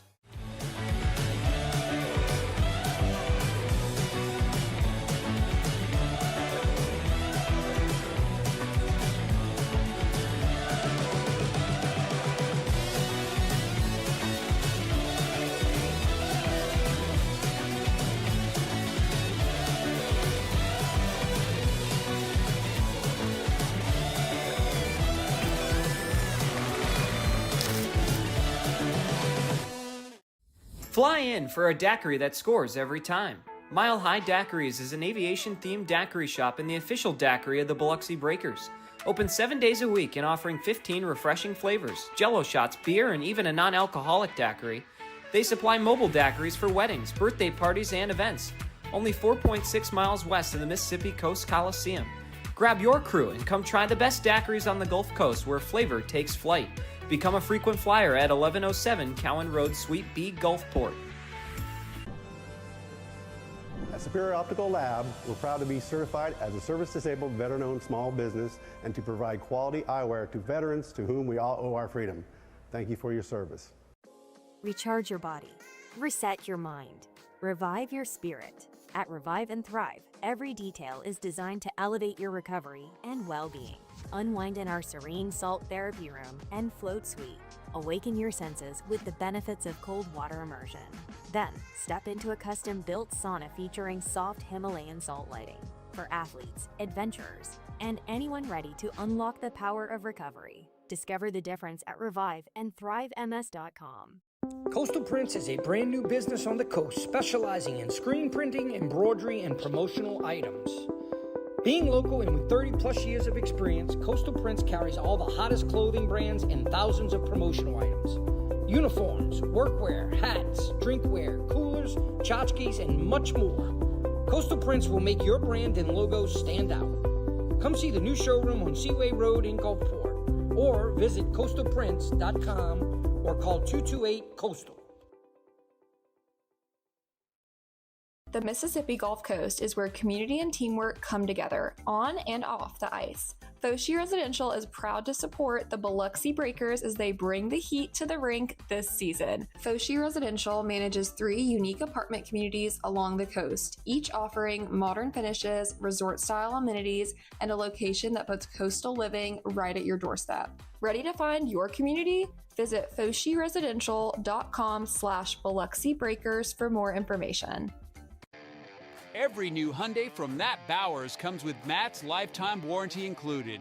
That's in addition to Hyundai's America's Best Warranty, a 10-year, 100,000-mile powertrain warranty, and Hyundai Owner Assurance. You get both warranties, making a new Hyundai from Matt Bowers an excellent value.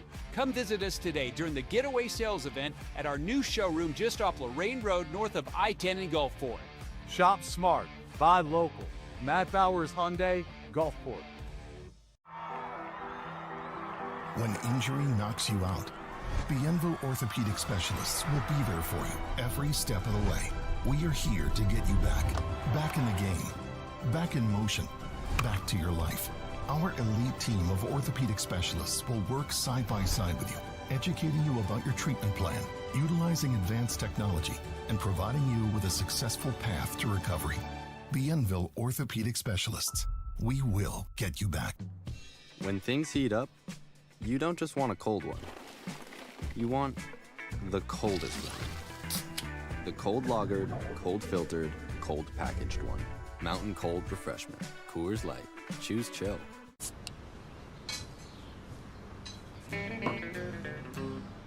Hello out there, we're on the air. It's hockey night tonight. Tension grows, the whistle blows, and the puck goes down the ice. The goalie jumps and the players bump and the fans all go insane. Someone roars, Bobby scores. That's a good old hockey game. Oh, the good old hockey game is the best game you can name. And the best game you can name is the good old hockey game. Where players dash, the skates so flash, the home team trails behind. But they grab the puck and go bursting up and they're down across the line. They storm the crease like bumblebees. They travel like a burning flame. We see them slide the puck inside. It's a good old hockey game.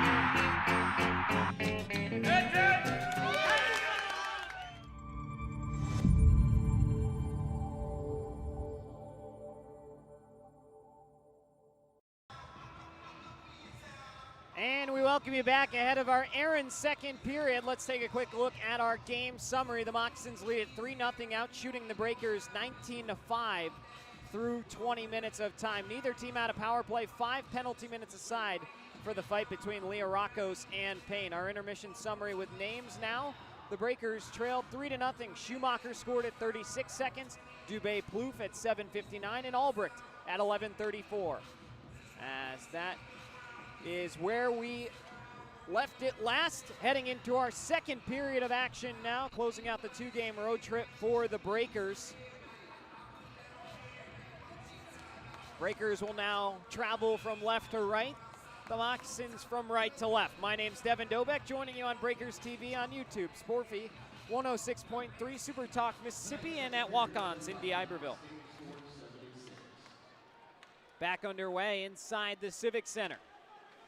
Carrying it in is Austin Albrecht. Centering feed is knocked away by Fabian Leonard.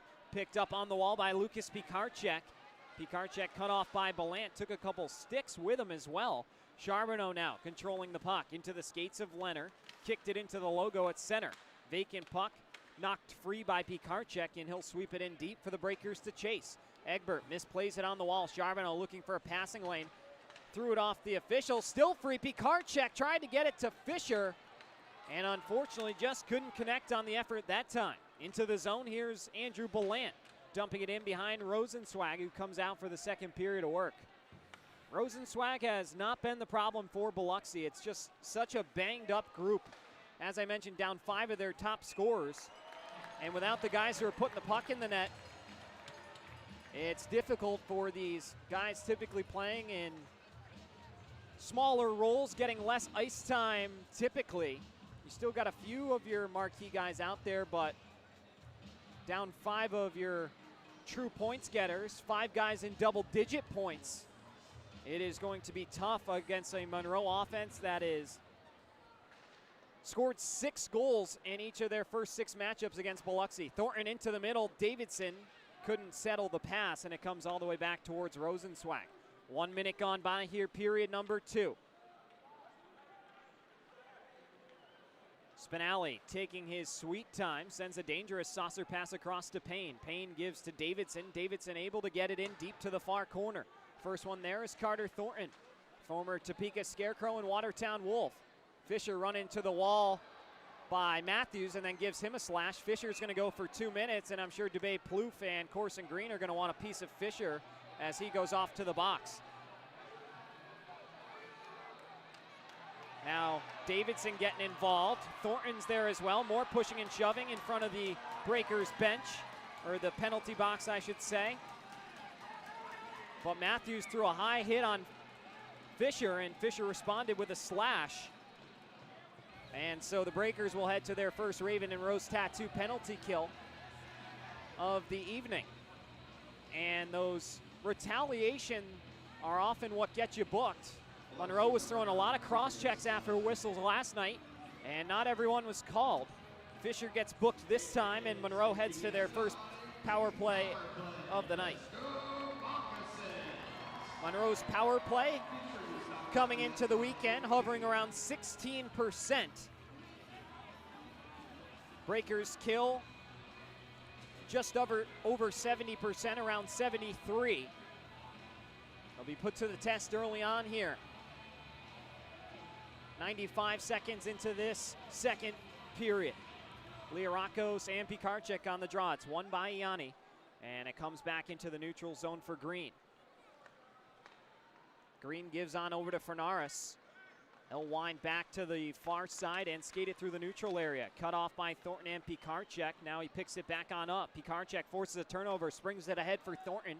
Thornton tracking it down in Gretzky's office behind Nolan Egbert. Thornton shoved off the puck as 3 Moccasins come to converge on him shorthanded. And back the other way, here's Scantlebury. Scantlebury winding around, takes it to the net and scores.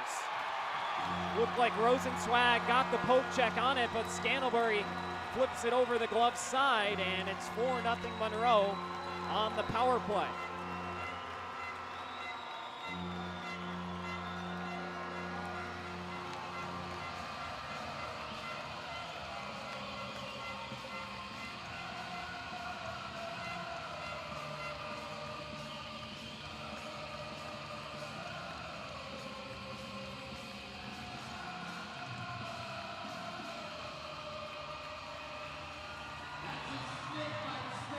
So the Fisher penalty proves to be costly. And we'll get ready to drop the puck again here. It's one back to Brendan Spinelli. Sent in off the stick of Hansen, and no, they'll say it was not touched, so it will go down as an icing. And now Scantlebury and Payne continue to beak around the center red line. Like Scantlebury might have lost his mouthpiece. Payne continues to chat with Jamie Dorsey. Tensions are certainly boiling here in this one. Monroe is all up on the bench into this game despite even having a 4-goal lead. They are not taking their pedal off, or their foot off the pedal. Payne in the corner. Tried to reverse the hit on Sam Turner as AJ Schlepp takes a cheap shot from Jamie Dorsey. Dorsey didn't have the puck and checked Schlepp. In my book, that's interference. And now Schlepp gonna come and introduce himself, and he throws a slash. The referees see if they let that slide. Schlepp wants a piece of Dorsey. Dorsey wants no part of it. Schlepp was a part of Moccasins training camp before being traded to Port Huron. Referee still with a hand on Schlepp, and we'll see if there's gonna be, no, they're gonna book Schlepp for the slash after the whistle. That's exactly what Monroe was doing last night and not getting called for. So Schlepp will head into the penalty box, and the Breakers go shorthanded once more.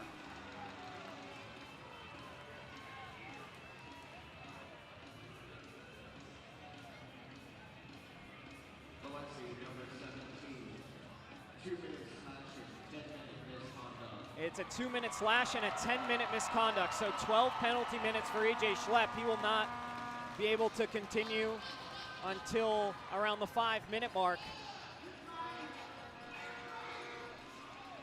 Big loss for Biloxi, as now the Guardian Angel will have to sit for 12. Schlepp not pleased, smashes his water bottle down in the box area. Curtis Hansen will serve the 2 minutes, as Schlepp will be in there for 12.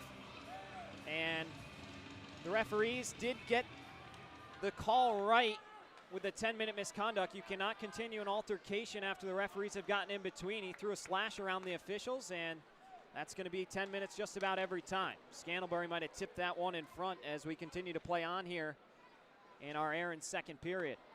Out over to the far side. Thornton will send it the length of the ice down in deep on Egbert. The 7th of 12 meetings between these two teams, and the 2nd of 7 in the next month. Albrecht in stride will carry it into the offensive zone. Backing in on Flanagan. Liarakos and Albrecht collide with a hard hit. That was a scary moment. And Albrecht is down. Just a collision trying to switch places, and you certainly hope that they're both okay. A freak play, and they both got each other pretty good. Albrecht back to the bench on his own, and Liarakos will sit next to him and continue the apologies.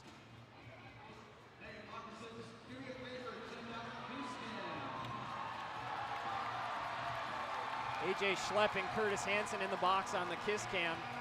Schlepp gave a little smile because how can't you, seeing something like that on the Jumbotron, and then shaking his head in frustration, just knowing he's getting trolled by the Monroe media team.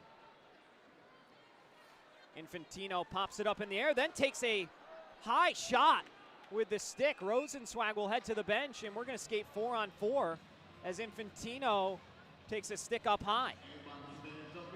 The discipline in this game is really starting to unravel for both sides now. With 16:46 to go here in the second period, and the guilty Moccasin is Andrew Belan.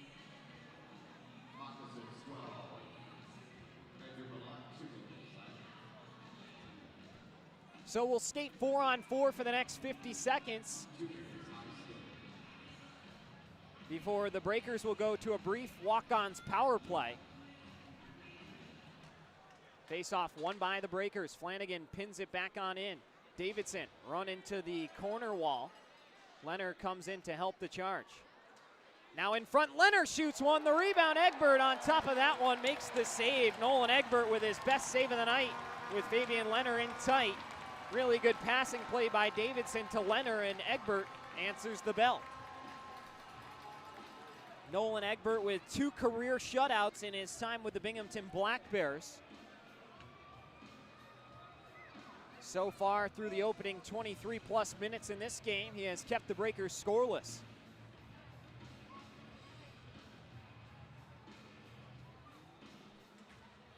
Ensuing draw is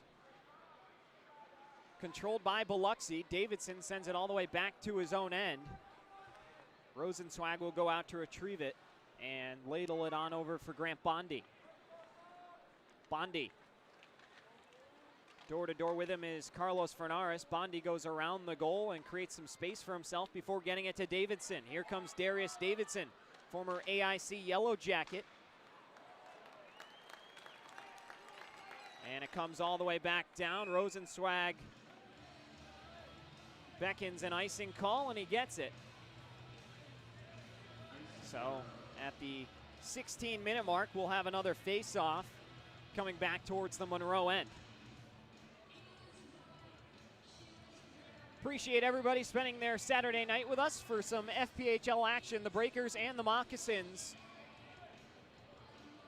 battling here tonight. It's been all Monroe through 24 minutes of regulation time. They lead it 4-0. Out to the point, Spinelli at the blue line with it. Stick handles and able to shake away Christie. Dangles through a couple mocks, but lost the puck, looking to complete the move. Now Rosenbaum on his horse, jabs it away from Christie. Nice to see Jordan Rosenbaum back in the lineup after he had a bloody nose from one reason or another. I don't believe that was Moccasins induced. Curtis Hansen now out of the box. It's a power play for the Breakers, their first of the night. Pikarczyk looking for Hansen. Hansen had a little trouble handling it. Christie between his legs, able to stick with the puck against Rosenbaum. Rosenbaum throws him down. And Pikarczyk, did he tap it in? Yes, they'll say no icing. Approaching the 15-minute mark here, 4-0 Monroe. As they're gonna ice the puck again, or they would have if Rosenzweig hadn't elected to play. It looked like Flanagan at the end of his shift had a little trouble catching up to it. Payne on the near side wall as we're back to even strength.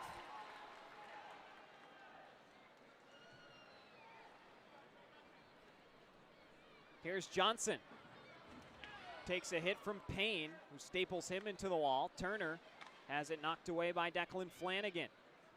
Out to Johnson. Johnson bumped out of the zone by Infantino. Comes all the way around. Another delayed call coming against the Monroe Moccasins as Leonard bumped into Stefanini. And now we'll head into our first media timeout of the second period. Breakers headed back to the walk-ons power play when we return. Don't go anywhere.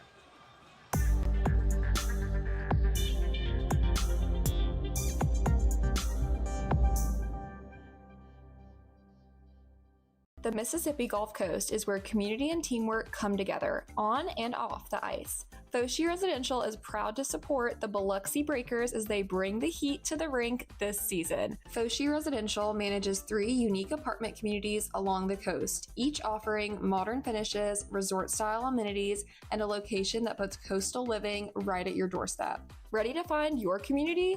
Visit foshiresidential.com/Biloxi Breakers for more information. At Superior Optical Lab, we're proud to be certified as a service-disabled, veteran-owned small business and to provide quality eyewear to veterans to whom we all owe our freedom. Thank you for your service.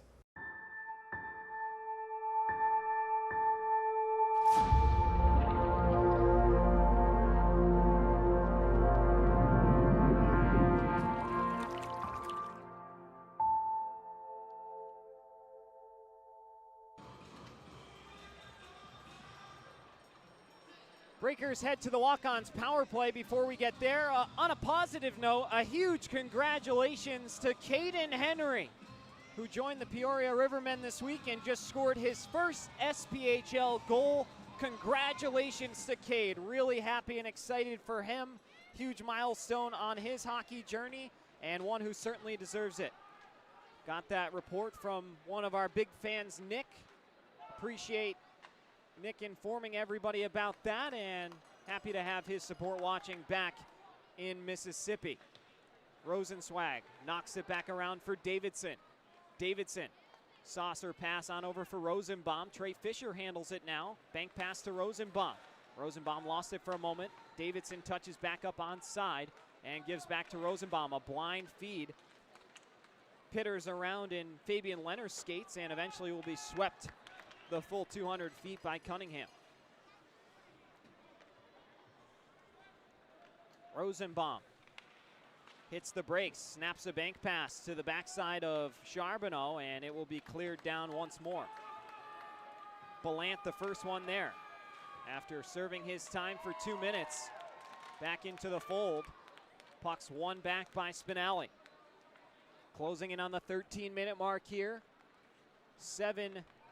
Another 50 seconds on the Sam Turner minor. Hansen can't pull it off the wall. Stefanini springs free. He's got two shorthanded. Closing in, shoots one. Deflects up and into the seats. And another face-off set to come here at 13:01.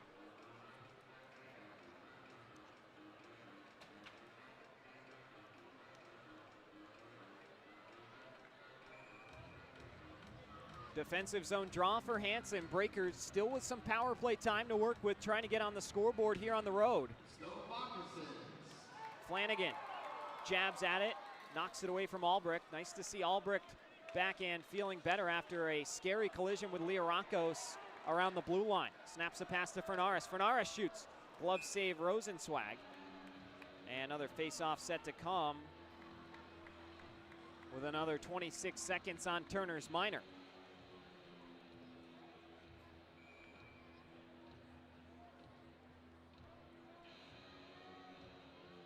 Fernaris against Hansen again. Fernaris the victor. Albrecht tiptoeing the blue line, drops it off to Green. Green around Hansen, all the way around. Quick one-timer, they score. It's Kyler Matthews.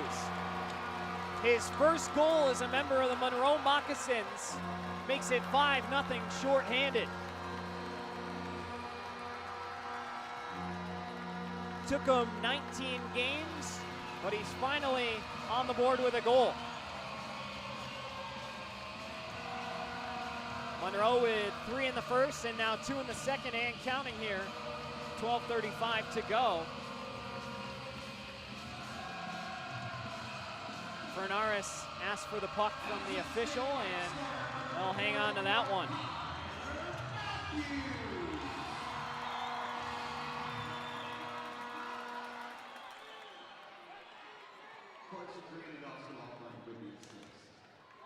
Moccasins outscoring a handicapped Breakers group 15-2 through not quite 5 periods of regulation, about 4.5.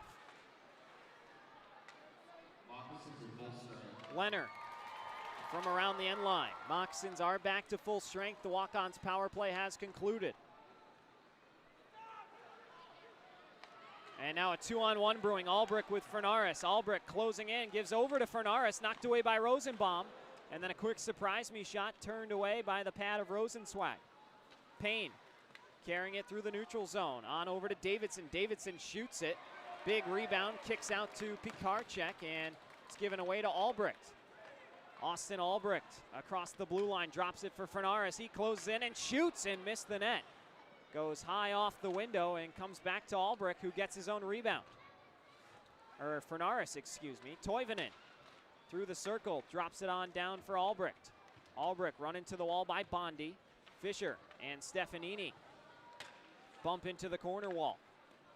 Into the skates of Johnson, it's headed back in deep. Scantlebury with the official trying to find a safe place for himself. The puck walks around the blue line, and it's tipped just wide on the blocker side of Rosenzweig. 11 minutes and 11 seconds to play. In period number 2, Scantlebury looking for a centering feed. Bondi right there with him. Now Spinelli. Two-handed check into Scantlebury. Play outside by Rosenzweig is broken up, and it comes all the way out to Johnson. Rosenzweig looking to be in a little bit of pain out in the crease, laboring on his right leg. As another quick shot comes in, yeah, you can see he's being real tender on that right leg right now. This is a bad sign for Biloxi. Johnson looking to wrap it around, yeah. Garrett Johnson hopefully is paying attention to this. He might have to enter the contest. Either that or Rosenzweig's really tired, one or the other.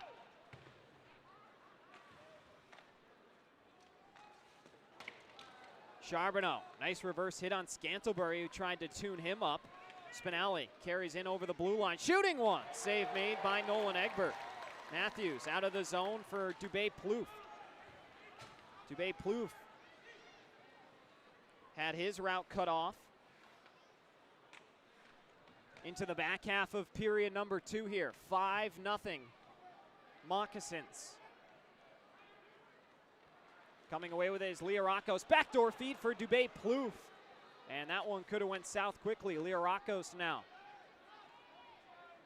Backhand feed out to the point for Green. His shot was blocked by Thornton. Flanagan gets tied up with Christie. Some more pushing and shoving for those two. And then Christie throws down Flanagan, and he's going to go to the box for 2. Flanagan in some pain down on the ice, and a banged up Breakers group continues to suffer. We head into a media timeout, and we'll be back right here on Breakers TV.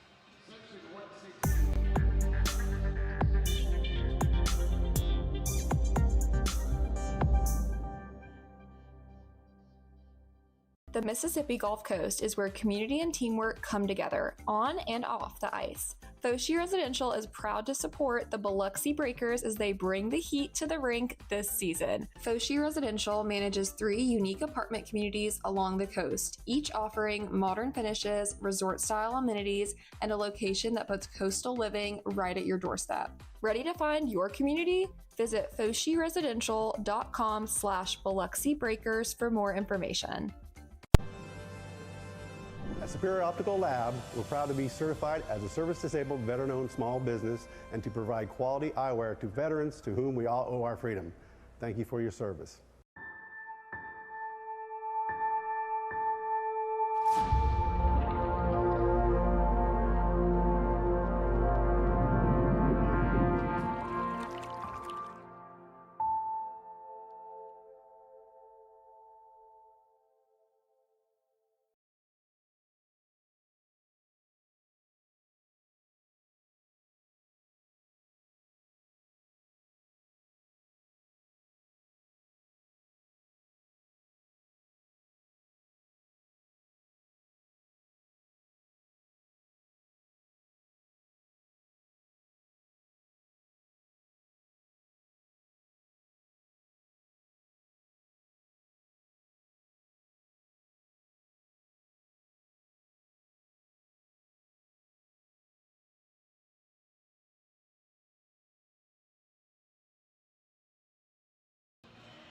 Back here out of the media timeout, my name's Devin Dobeck along with you. An extended delay here. Looks like they're taking a look at the Christie incident on the video review to see what's going to come of that. We'll take another short break as these things tend to, maybe they're not whipping out the iPad. The officials maybe just determining where the draw will go.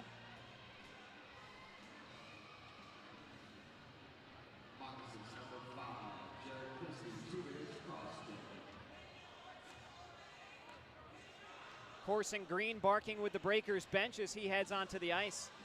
AJ Schlepp still with another 5 minutes before he can be released after his 2 and 10.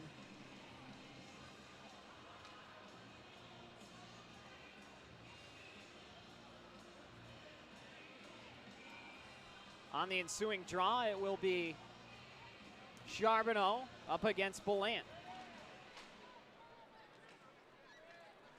Comes back to Davidson.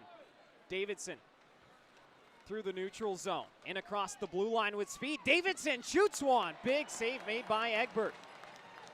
Comes out to Charbonneau with room, shoots one. Save Egbert, and Leonard couldn't find a home for it on the back door. Davidson, another quick shot. The rebound, Fisher scores!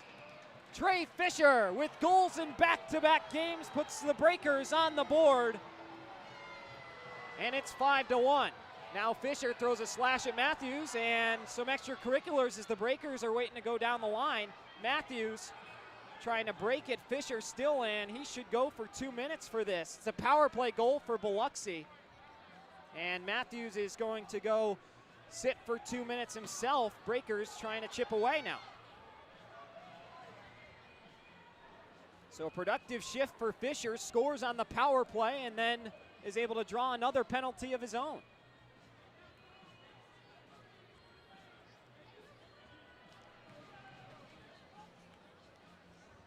So a 3-game point streak for Trey Fisher. We'll see who they credit the assist to. As Matthews will go sit for 2, and it'll be another walk-ons power play. The Breakers 1 for 2 on the power play tonight. Biloxi goal scored by number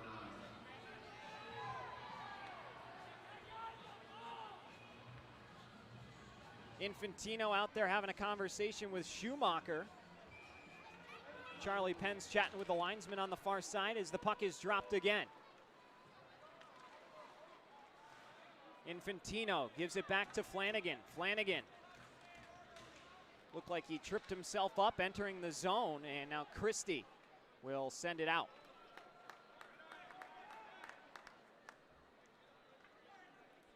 Hansen slowing things down. Infantino leaves it for Hansen, not on the same page with Flanagan. Breakers trying to get their wits together here. Hansen, far side for Spinelli. Spinelli a little trouble handling it again, and it goes up and into the Breakers bench behind Brett Riley.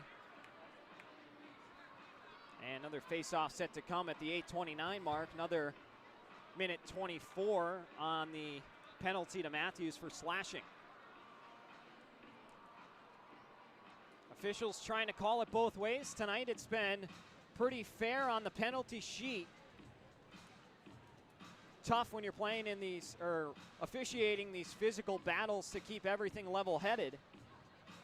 So now Fisher and Christie will take the next draw. Christie pops it forward, and it's controlled by Sam Turner. Turner in a bit of a, or playing out on the wing for the penalty kill, at least off the face-off. Rosenbaum gives on over to Darius Davidson. Davidson will carry, and he takes a big hit into the end wall, and it will be cleared.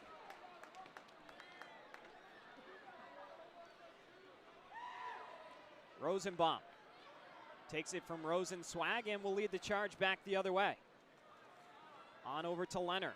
Leonard will dump it in to go chase himself. Charbonneau calling for it in the slot area. Schumacher misses the hit on Leonard. We'll go and track him back down. Rosenbaum keeps it in with his boots. Coiling around the blue line, drops it back for Leonard. Leonard for Rosenbaum, his one-timer never got all the way through. Davidson taken down by Christie. Fisher rubbed into the wall by Dorsey. And now Christie looking to carry it out again. Trey Fisher. Leonard takes a cross check from Christie around the blue line area. Loose puck controlled by Rosenbaum. Pops free. Dorsey looked to run over Charbonneau. Centering pass with Turner flanking in on the far side is interrupted, and Leonard once again has a little trouble carrying the puck. Payne on over to Infantino. Breakers stay on side. Infantino gets it back to Payne. Moxer back to full strength as we get a whistle, and it's too many men call being assessed against. They're going to say Carter Thornton a little late getting back to the bench, it looks like, and looks like Infantino will go serve the penalty as he had jumped on to join the play, and so it'll be a Raven and Rose tattoo penalty kill coming. Biloxi 93, 2 minutes, 2 minutes.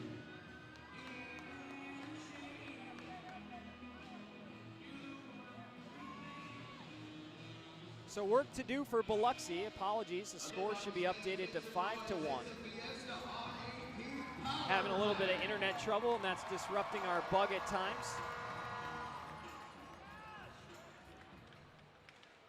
Puck is dropped once more. One back to Sam Turner. Another Raven and Rose tattoo penalty kill for Biloxi. Christie shoots one and scores.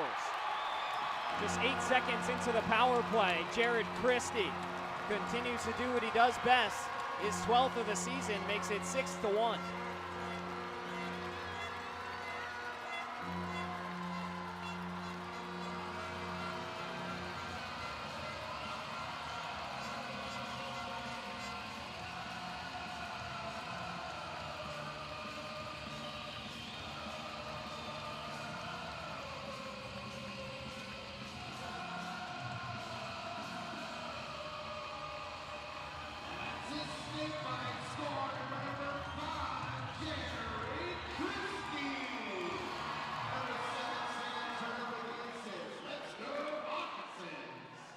ensuing face-off controlled by the Moccasins.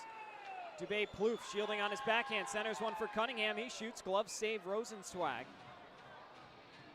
at the 6:41 mark.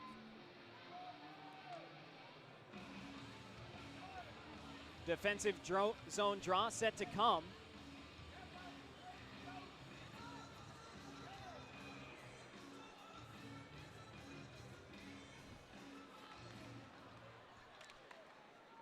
And it's controlled by Pikarczyk. On for Davidson. Davidson chips it in deep. Schumacher and Davidson battling with the sticks as this will go down as an icing.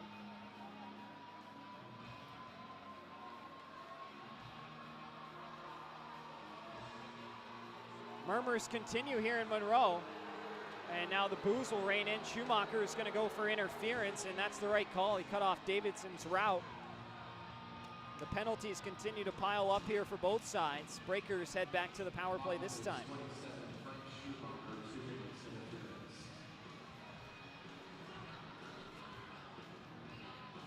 So back to work goes the Breakers power play. They did have the power play goal courtesy of Trey Fisher. He's back out there on the wing with Leonard and Charbonneau completing the forward group. Puck is wrapped out, and Rosenbaum lets it go by him all the way down. Looked like he might have had a chance to cut that down off the wall. Instead, it's controlled by Monroe, and they will wisely take it back into their own end. 6 minutes and 10 seconds to go here, period number 2. A.J. Schlepp will be released in the next minute or so, maybe a minute and a half after we get a whistle. So coming out of our final media timeout, he should be released. Davidson trying to reverse a hit on Stefanini. Puck comes in deep. Good stick lift by Charbonneau to free it up. And it will be banged down by Kyler Matthews.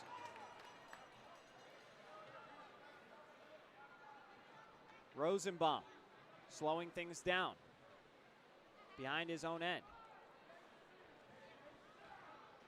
Gives it on over to Spinelli. Spinelli springs it ahead, but nobody home to take the pass. Can't be kept in by Spinelli, and now Christie will go one-on-one against Flanagan.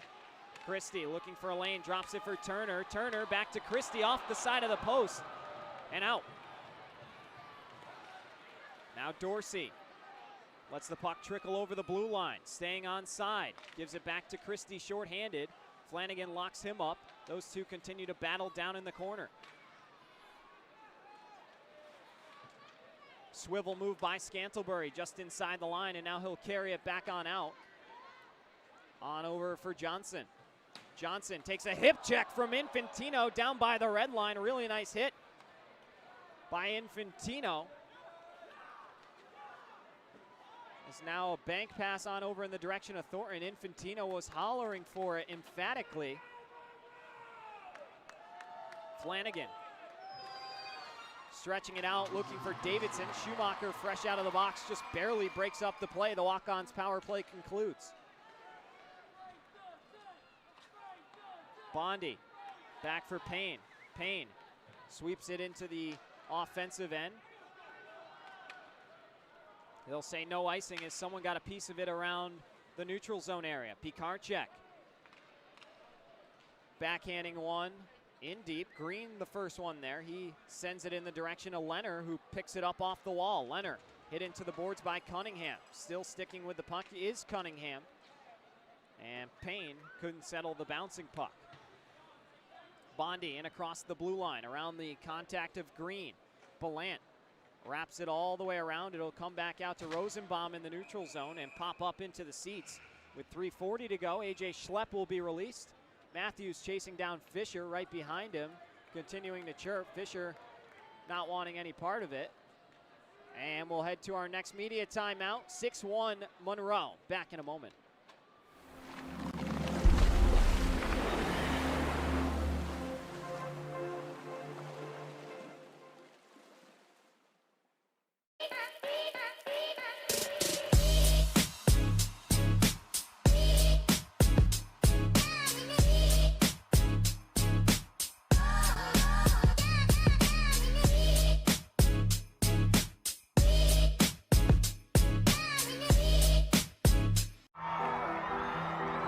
When injury knocks you out, Bienville Orthopedic Specialists will be there for you every step of the way.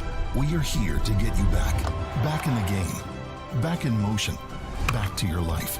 Our elite team of orthopedic specialists will work side by side with you, educating you about your treatment plan, utilizing advanced technology, and providing you with a successful path to recovery. Bienville Orthopedic Specialists. We will get you back.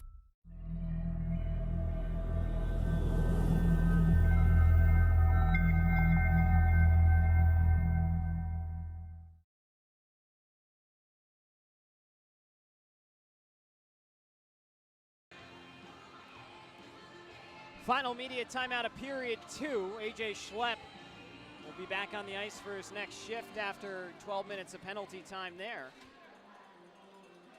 All smiles for the home crowd in Monroe.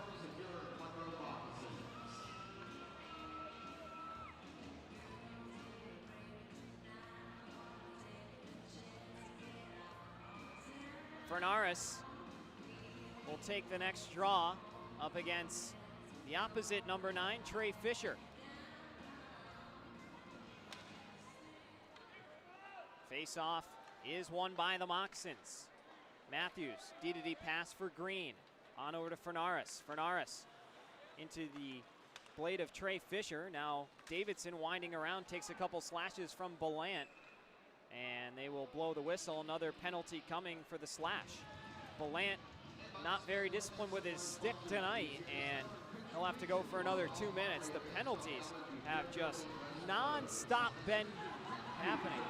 As now, here we go, Rosenzweig wants a piece of somebody, and we got an all-out brawl going on. Schlepp getting involved. Oh my goodness, Egbert wants a piece of somebody. Everybody's sprawling around, the officials trying to get a hold. Davidson's in there. Rosenzweig wants a piece of Green. They were barking an immediate timeout. This will end the night for Josh Rosenzweig. Did not see that unfold in real time. Looked up and heard the crowd. Now Spinelli's gonna go with Matthews over in the near circle. They get ready to go toe-to-toe. Spinelli. Matthews got him. Oh, Spinelli, a good right to the face. There goes the bucket. Spinelli still throwing. Oh, a good exchange here. Spinelli grabs him, trying to pull him down. Down he goes. Brendan Spinelli sticking up for his teammates. With a big fight win there. Kyler Matthews on the receiving end of that.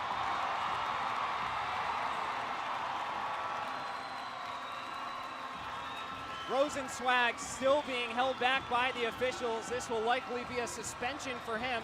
Egbert now takes off his helmet. Are the referees going to let the goalies go at center ice? No, they are not. Rosenzweig's got a piece of Egbert. Now being held into the bench. We continue to go here. They're showing Rosenzweig's tantrum from last night on the Jumbotron. Debris all over the ice here. Rosenzweig has the full jersey and chest protector off.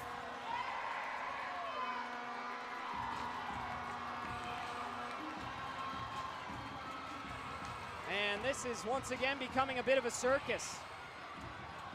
Egbert being ejected as well for coming out from his cage.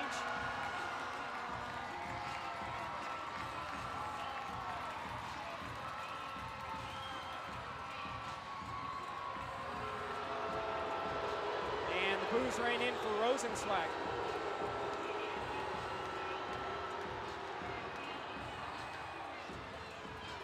Garrett Johnson will come in.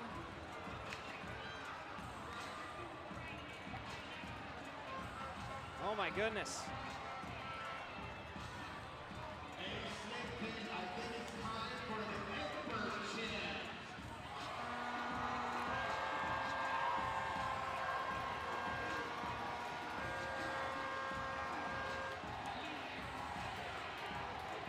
Gabe Rosak will head into the game up against Garrett Johnson, both goaltenders changing out.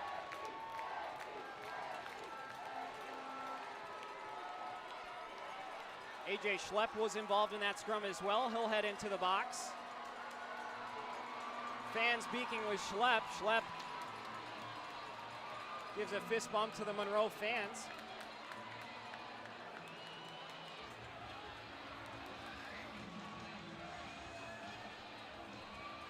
Police getting involved down by the penalty box.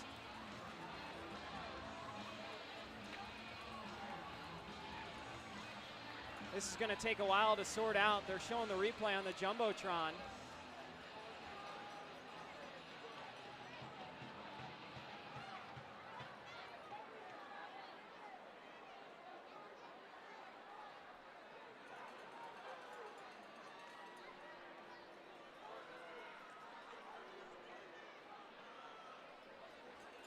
All-out chaos here in Monroe.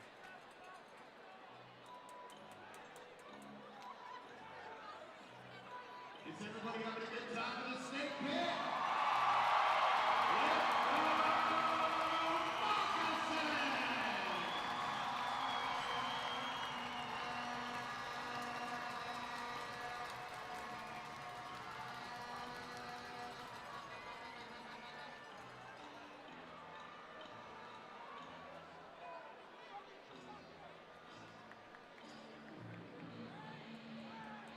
Charlie Penn's getting an explanation from the officials down by the bench.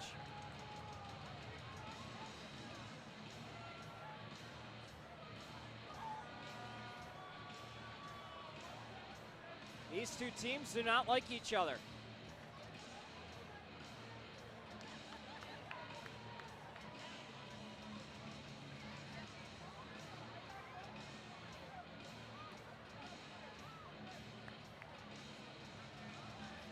I'm sure more to come.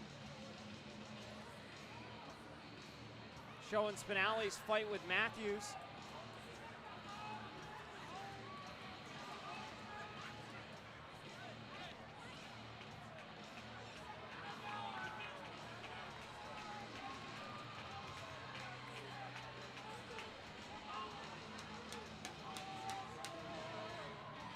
Wow. Keeping it here just because if the officials want to review anything that breaks out after the game, they will have some video on our end as well as the Moccasins end. This is going to take some time to get down on the penalty sheet.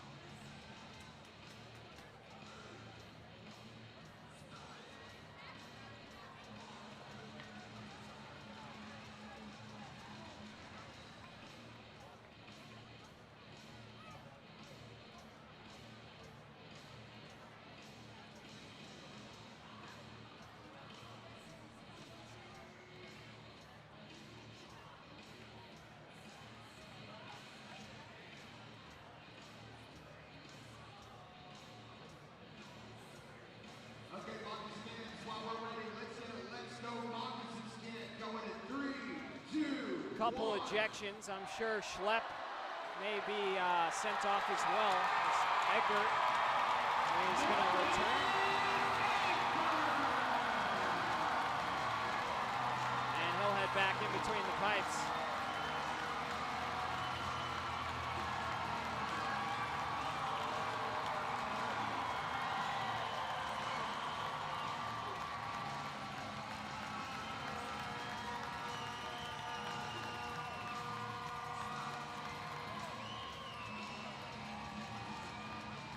So far, Rosenzweig's been given a 5-minute major. Andrew Ballant has his 2-minute minor on the board. And Kyler Matthews, or somebody who's wearing number 40, has a 2-minute minor. There's no number 40 on Monroe, so that must be a mistake. The only 40 number is Matthews. We're going to take immediate timeout and be back right here momentarily.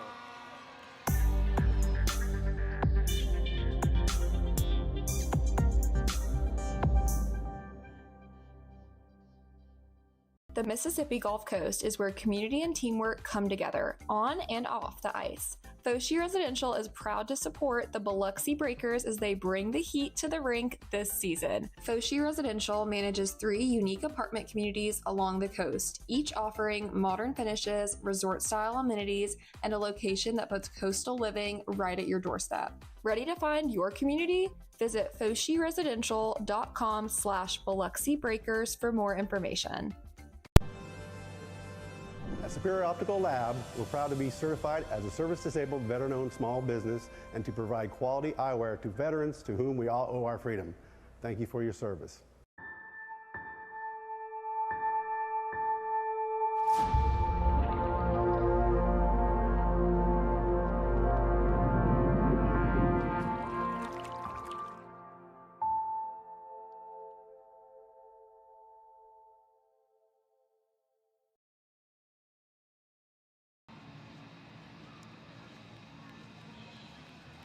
Well,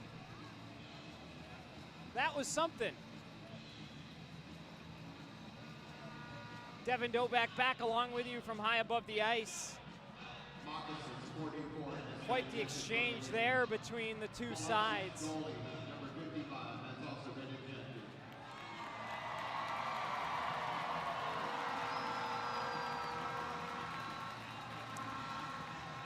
Continuing to stand by for the ensuing puck drop. Garrett Johnson will enter the game for Biloxi. Johnson, 6'1", 185 out of Westminster, Massachusetts, 23 years old. He's only made one start, which he won against the Danbury Hat-Tricks when he was a Watertown Wolf last season. He has a career .970 save percentage and about 4 outings and a 1.23 goals against average. This season, he came in after Rosenzweig pulled himself and stopped all 25 shots he faced. He currently, although not meeting the league minimum, has the highest save percentage at 1,000 in the FPHL. It's going to be 4-on-3 for 2 minutes.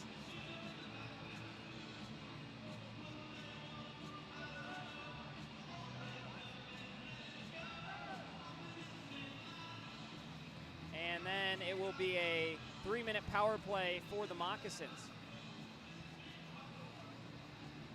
All kinds of stuff to sort out. Officials did a decent job to make sure that all has been accounted for, and now another fight. Just as soon as the puck is dropped, it's going to be Tim Payne going up against Liarakos, round 2. They want another piece of each other. Payne getting a feel for Liarakos in the neutral zone. They'll converge.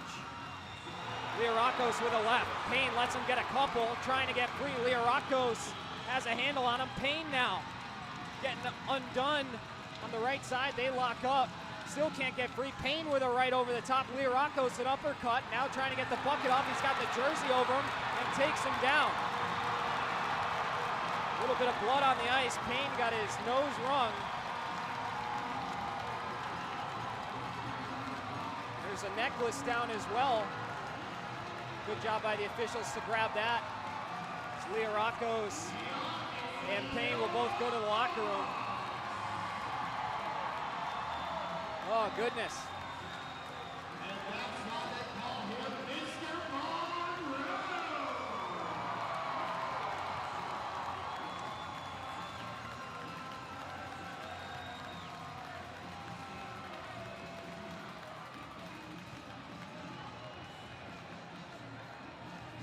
Liarakos got the first shot on Payne once again, and this time it was a fair fight. Liarakos definitely was able to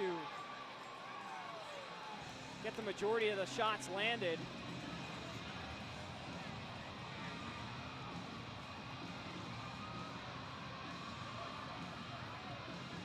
And so we'll stand by again as all this will continue on.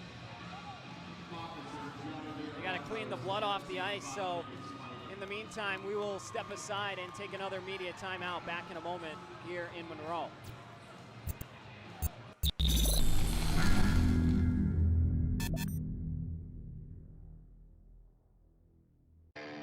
Every new Hyundai from Matt Bowers comes with Matt's lifetime warranty included.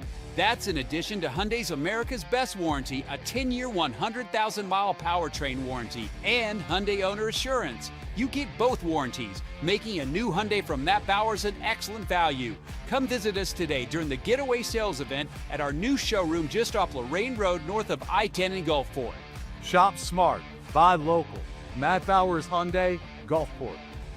Ben & Jerry's is serving up true ice cream euphoria inside the Hard Rock Hotel and Casino in Biloxi. You're sure to find your new favorite among more than 34 flavors. Let us scoop yours in one of our freshly baked waffle cones. Ben & Jerry's at Hard Rock Hotel and Casino Biloxi, where euphoria awaits.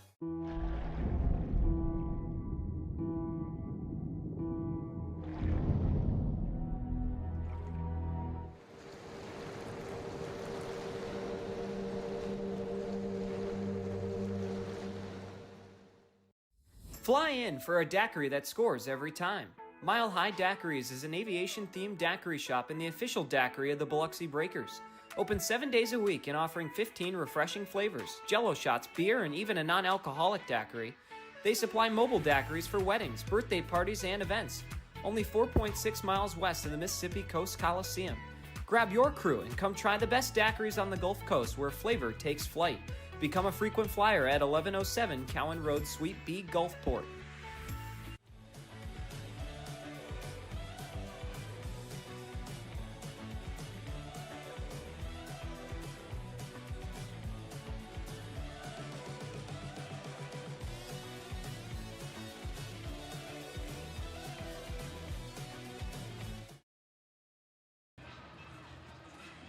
And we welcome you back. Devin Dobeck along with you. We'll see if anybody else will want to answer the bell. Been a handful of fights in this one, and Breakers bench is getting really depleted. It's 4-on-3 now for a walk-ons power play just for a few more moments, and then Monroe will have a 3-minute power play once they kill these first two, or if they kill the first two. Rosenbaum gliding on in. Johnson almost turned it over, and it will be sent down the length. Flanagan in possession of the puck. Davidson carries it over the line, slowing things down. A lot of ice out there with just 7 skaters, and Davidson's pass heads back all the way towards Flanagan once more. Davidson now trying to toe drag move around Dorsey. It's sent out. Flanagan couldn't pin it against the window, and Breakers will have to reset. Rosenbaum.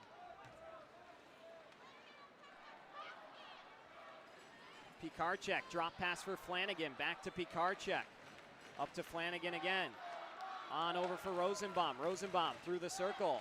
Lost control of the puck, fighting to get it back. Lost it to Stefanini.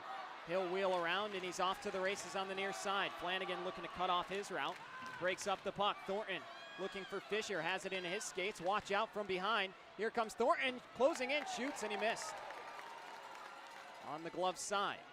Now Bondi. Good hesitation to shake off Stefanini. 23 seconds to go on the 4-on-3 power play. Fisher with it. Top of the key. The lone goal scorer for Biloxi tonight. Shoots another one. Save made Egbert. Schumacher carrying the puck now as final few seconds bleed off the walk-ons power play, and it will be now a Raven and Rose tattoo penalty kill. Pikarczyk takes a hit from Schumacher. Puck wraps around the wall. 5-on-4 for Monroe for the remainder of the period into the second. Major penalty assessed to Rosenzweig. Thornton almost forced a turnover. Cunningham has it locked up with Fisher, and we get another whistle here at the 1:04 mark. We'll have to go through all these penalties and recap when we head back for our third period of work.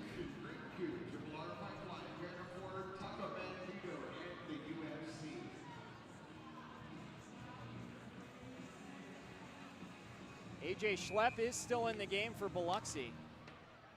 Still on the bench.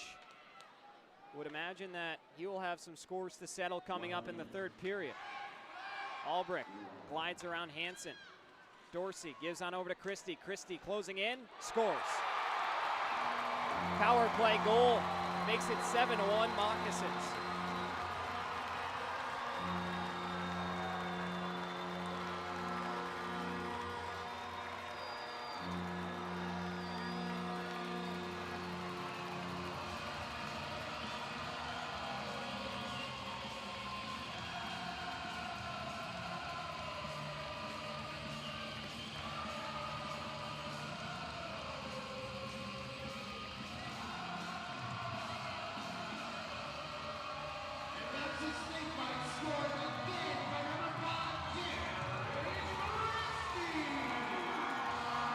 back underway here. Jared Christie makes it 7-1. The power play continues.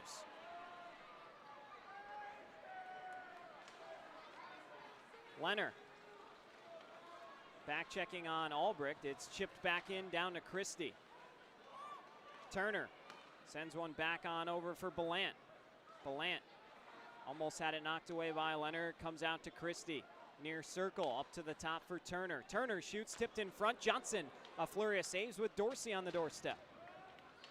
Flanagan ties up Dorsey. Leonard run into the wall by Belant. Nice poke check by Garrett Johnson, and it's swept out by Carter Thornton.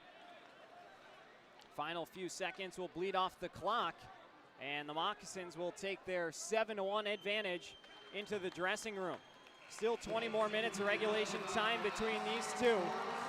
Tensions have boiled over, and we still got plenty more time to go. We're going to listen to the second half of A.J. Schlepp's interview. Hope you can stick with us for that. And we'll be back for period number 3 after our Coastal Prince second intermission when we return. Don't go anywhere. So you'd fight Jesse Swanson, and you talked about that a little bit and how it started in warm-ups or whatever, but your first professional fight, take us through actually in the moment. I'm sure you blacked out for bits and pieces of it just because it's a lot going into, a lot of adrenaline, but from what you do remember, what was it like? Yeah, like I said, we just kind of got out there. You know, I knew kind of what I needed to do right away. In my head before, I was like, all right, like, how is this going to happen? Like, how are we going to come together? But I just kind of stepped out to the red line, and we were just chirping at each other for, you know, a good, 15 minutes of that warm-up. And, it was definitely a pretty crazy experience overall. Right off the draw, we kind of drop, and it's like, all right, where am I grabbing? What am I doing, But overall it went well, I think, so. Had you done any off-season training to prepare for kind of your enforcer role? We know about some of the other stuff we'll get into throughout the end of our interview, but. Yeah, for sure. I do, boxing back home during the summer, so I talk to a lot of my friends back home are, fighters in other leagues, East Coast, AHL, so yeah, I definitely have some coaching for sure in that department.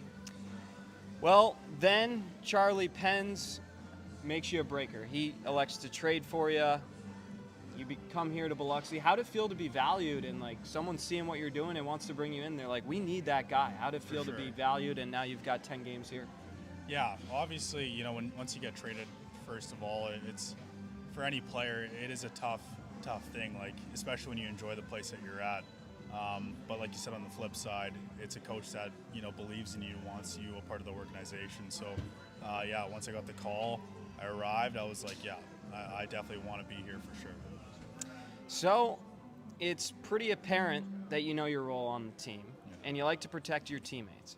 Is that the mindset you go into each game with, and what do you do to ensure that, if someone is poking at your teammates, that you're there to not protect them, but stick up for them? Yeah, for sure. Yeah, I definitely know that that's my role, and it's a role that I love.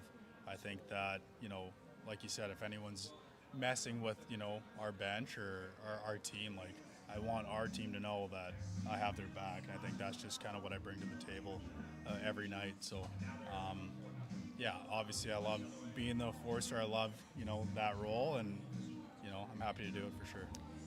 So as I mentioned, you got 10 games. You've gotten to know your teammates in the organization here. What do you make of it? Like, what are your early impressions of it? Do you like the guys? You guys get along well? I think that our group is something special for sure. I think this last weekend definitely showed that. Obviously, on the Friday it was a tough loss, but after that Saturday win, like just the bus ride back, like you can tell that guys were meshing and guys are getting together. So I think that we have a really, really good group here, and we're gonna, do some special things coming up. Currently, you sit third in the league with 88 penalty minutes this season. Yeah. Are you looking to meet a certain quota, or is it as your team needs you to go? What do you make of that number and that stat? Yeah, I didn't really think too much of it. I was just going to fight till, they told me to stop. But now that I'm at 88, like, I think that's second or third in the league, and I'm chasing that 100 PIM mark right now. So I don't really have an ideal number, but I do want to get to 100 like pretty quick. So.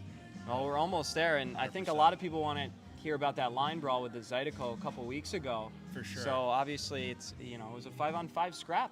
But take us through it, because it looked like you were the one that got it going. Yeah, I think that we had a tough patch of games there.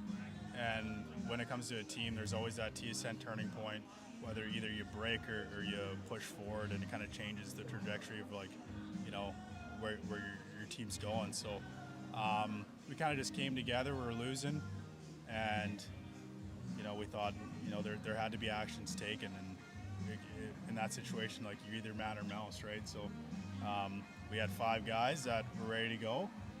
Obviously, I dropped my gloves first because, you know, I was kind of itching for it, but you know, it's either, you know, you tuck someone's chin or you get your chin tucked. So.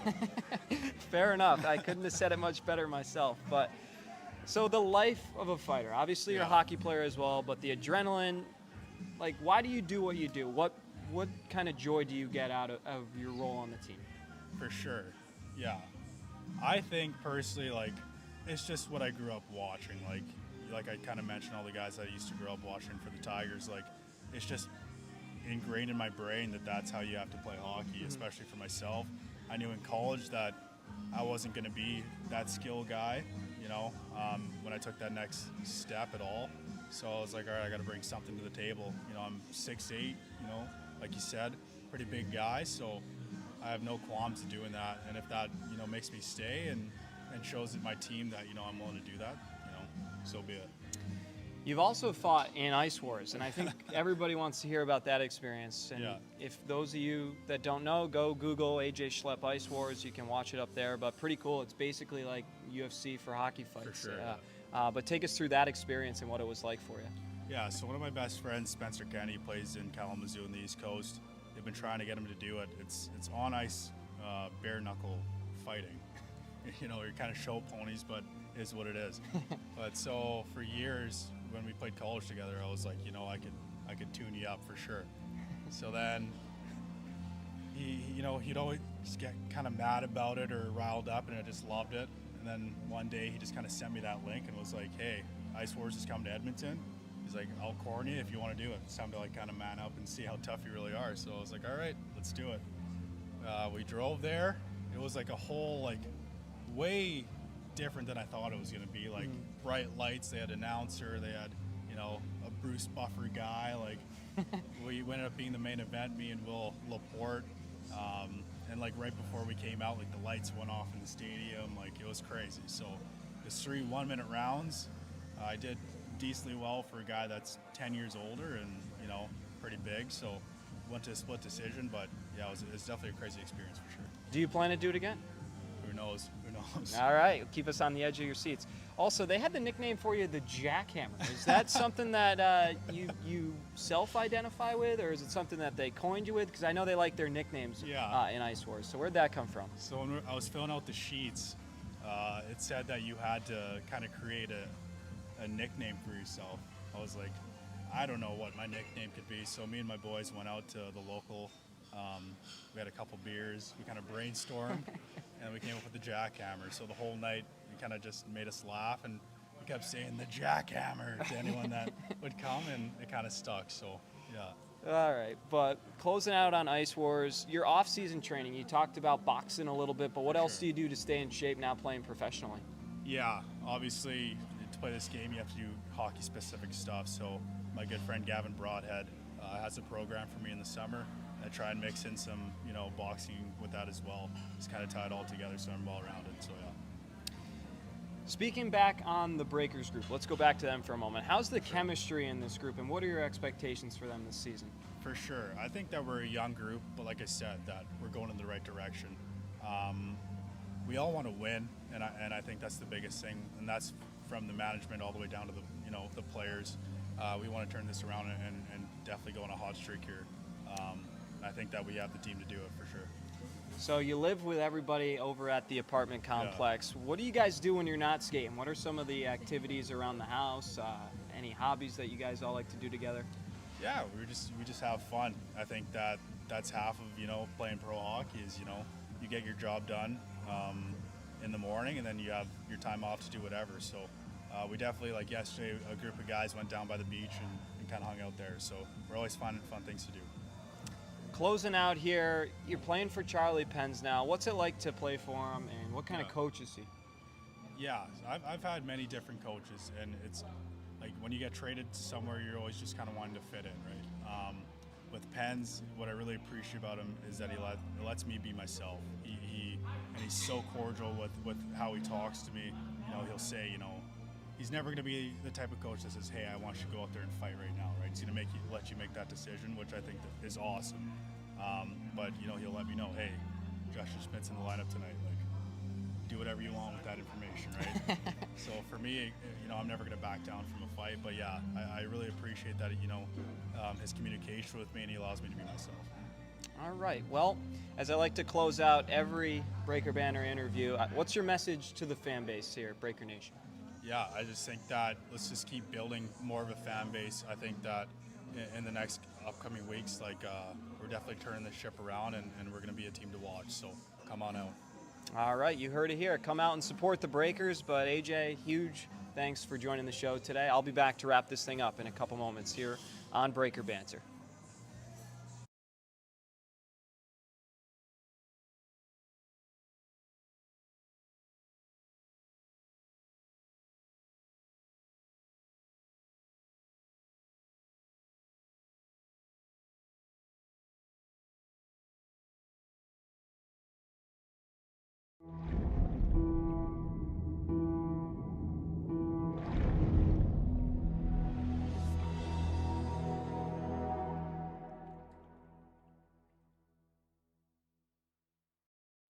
Strength isn't built in a single race.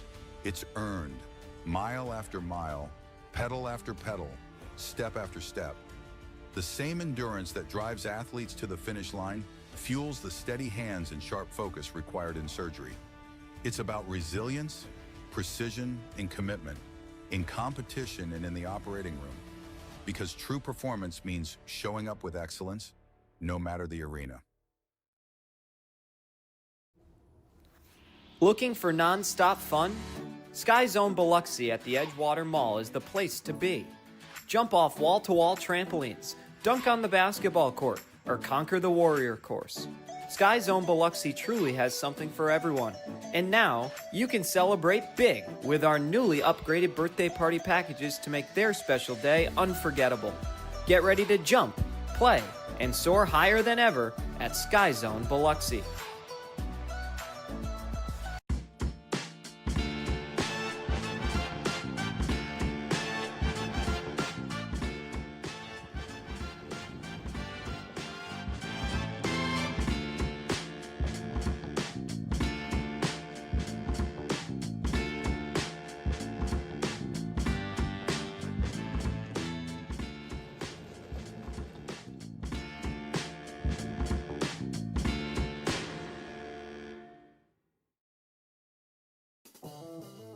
Looking for your next ride? Get more at Matt Bowers Hyundai Gulfport. Every new Hyundai comes with Matt's lifetime powertrain warranty on top of Hyundai's America's Best warranty and owner assurance. No one on the coast offers more, so why go anywhere else?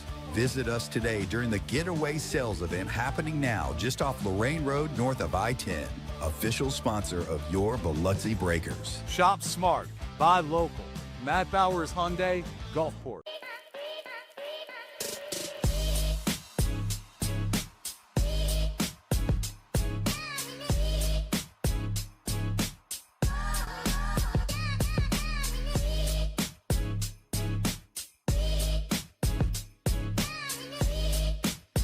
Ben & Jerry's is serving up true ice cream euphoria inside the Hard Rock Hotel and Casino in Biloxi. You're sure to find your new favorite among more than 34 flavors. Let us scoop yours in one of our freshly baked waffle cones. Ben & Jerry's at Hard Rock Hotel and Casino Biloxi, where euphoria awaits.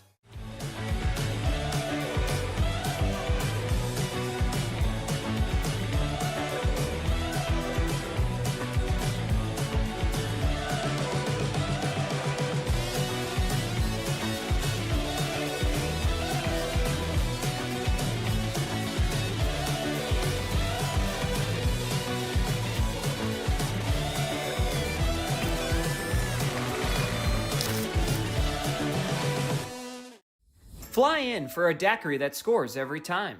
Mile High Daiquiris is an aviation-themed daiquiri shop and the official daiquiri of the Biloxi Breakers.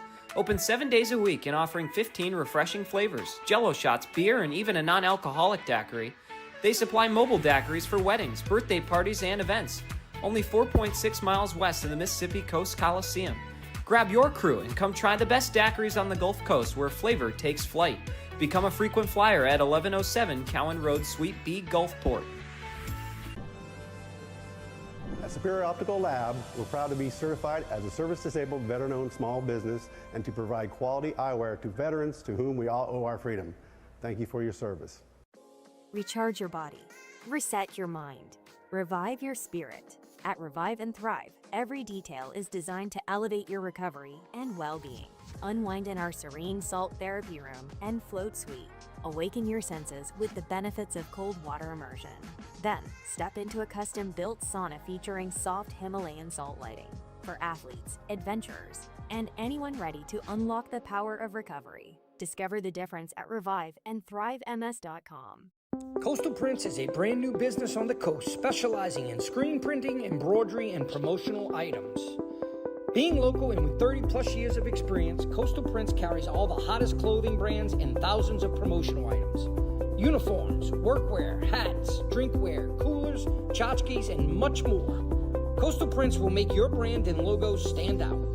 Come see the new showroom on Seaway Road in Gulfport or visit coastalprints.com or call 228-COASTAL. The Mississippi Gulf Coast is where community and teamwork come together on and off the ice. Foshi Residential is proud to support the Biloxi Breakers as they bring the heat to the rink this season. Foshi Residential manages 3 unique apartment communities along the coast, each offering modern finishes, resort-style amenities, and a location that puts coastal living right at your doorstep. Ready to find your community? Visit foshiresidential.com/Biloxi Breakers for more information. Every new Hyundai from Matt Bowers comes with Matt's lifetime warranty included. That's in addition to Hyundai's America's Best Warranty, a 10-year, 100,000-mile powertrain warranty, and Hyundai Owner Assurance. You get both warranties, making a new Hyundai from Matt Bowers an excellent value. Come visit us today during the Getaway Sales event at our new showroom just off Lorraine Road north of I-10 in Gulfport. Shop smart, buy local. Matt Bowers Hyundai, Gulfport. When injury knocks you out, Bienvo Orthopedic Specialists will be there for you every step of the way. We are here to get you back in the game, back in motion, back to your life. Our elite team of orthopedic specialists will work side by side with you, educating you about your treatment plan, utilizing advanced technology, and providing you with a successful path to recovery. Bienville Orthopedic Specialists. We will get you back. When things heat up, you don't just want a cold one. You want the coldest one. The cold lagered, cold filtered, cold packaged one. Mountain Cold Refreshment. Coors Light. Choose chill.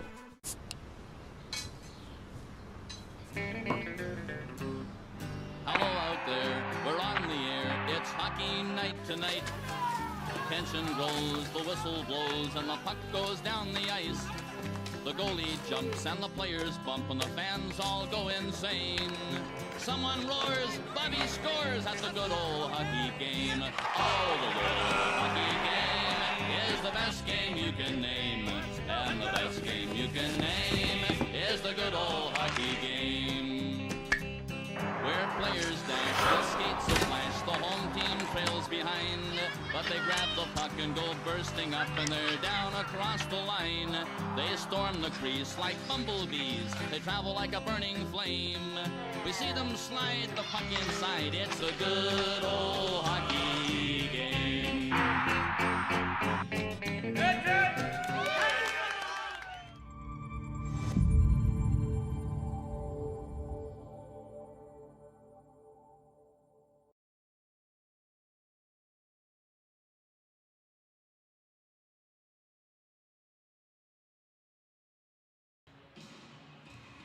And we welcome you back into our Coastal Prince second intermission. We're getting ready for period number 3. We're going to take you through our game stats real quickly here. So Monroe leads it by a score of 7-1. They're only out shooting the Breakers 27-13, and I'm saying only because 27 seems pretty low. The shots in the previous frame were 8-8. But the Moccasins scoring 4 times on those 8 shots in period number 2. Trey Fisher with a lone goal for Biloxi.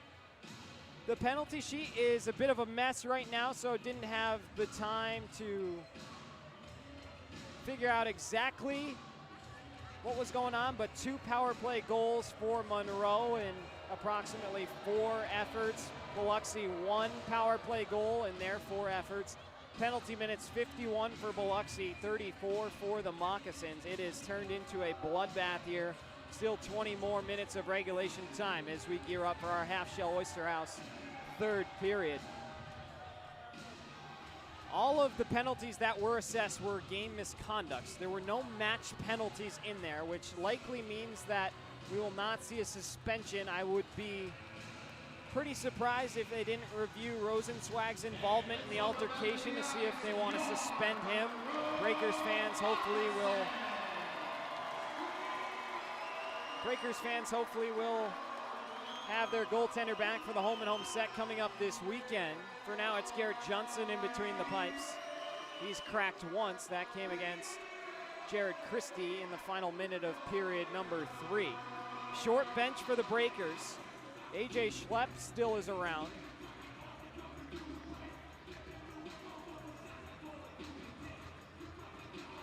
But quite the altercation there. Bit of a brawl, and then Payne went with Leorakos for a 2nd time. We saw Spinelli take care of Kyler Matthews in a similar way Grant Bondi did over a month ago in Biloxi. Still 20 more minutes to play here. It's a 6-goal game, and I'm sure we'll still see some fireworks between these 2 foes. Not going to call them rivals. I feel like in order to have a rivalry, you need the games to be relatively back and forth, and Monroe has controlled just about every contest this season. We'll take you through the previous scores. Monroe won 9-5 on their home opening night back on October 11th. Then on the Breakers home opener, they beat Biloxi 7-6. Then November 1st, they beat the Breakers 7-2. The 14th, 6-3. The 23rd, 9-1. And last night, 10-2. So far, they lead 7-1 here tonight.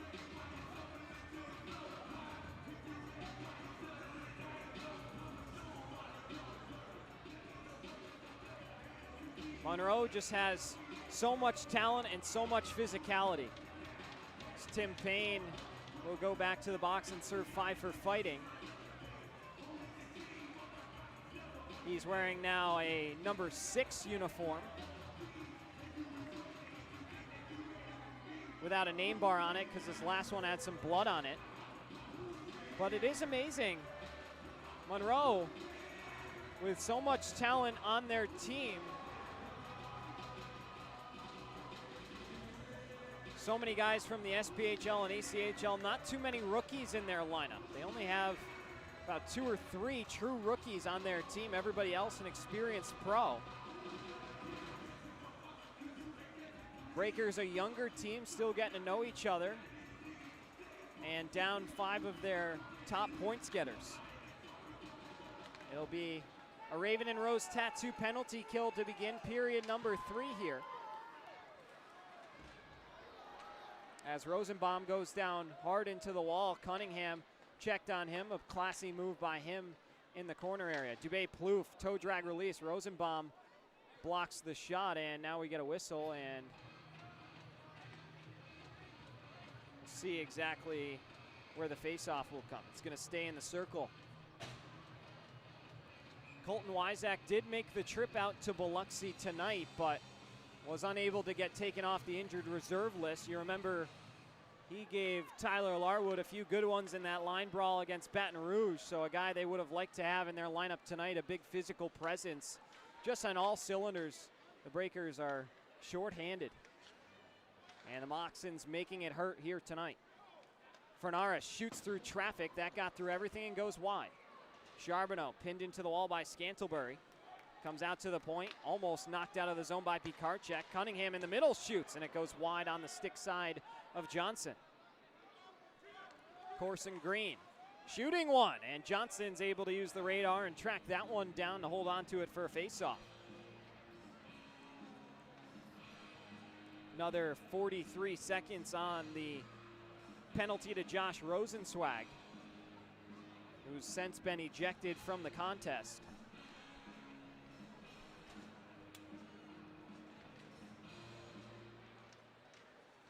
Thornton lost control of it, looking to handle the puck, and it will be sent down in on Nolan Egbert.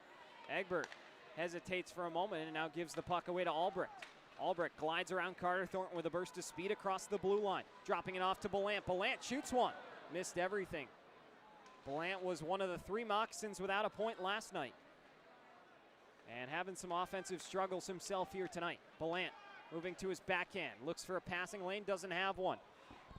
Twirls it back up to Jared Christie on hat-trick watch. Ballant back to Christie. Christie for Sam Turner, celebrated his 33rd birthday yesterday. Ballant back for Christie. Couple more seconds come off the clock and the Breakers are back to full strength. 5-on-5. Bank pass cut off by Trey Fisher. He'll bank it out of the zone. Infantino looking to pick up the loose change. He collides at the blue line with Ballant. They both go down. Albrecht carrying it through the neutral zone. Infantino, a hip check into him. Dorsey comes and shoves him over from behind. Davidson didn't like that. More pushing and shoving as Schumacher gets caught offside. Fans continuing to heckle in. The Breakers with such a short bench right now. Dorsey's going to go for a hit from behind, and the Breakers now will head back to the walk-ons power play.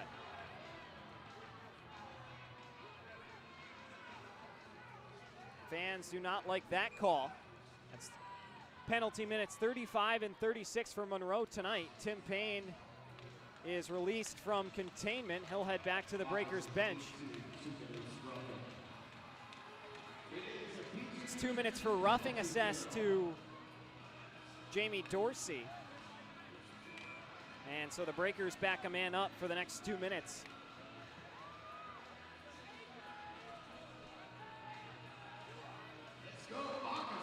Face-off is won by the Breakers. They have the offensive zone. Rosenbaum snaps a pass to Davidson.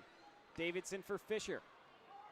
Fisher holding on to it, looking for a lane, drags it down low, gives to Thornton, back to Fisher. Fisher through the circle, blew an edge, took down Stefanini with him, and the puck will be sent down the full 200 feet.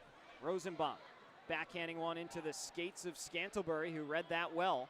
Now Fisher comes up with it, gives to Davidson. Davidson protecting the puck, tries to shove Scantlebury off of it, and then running into Schumacher.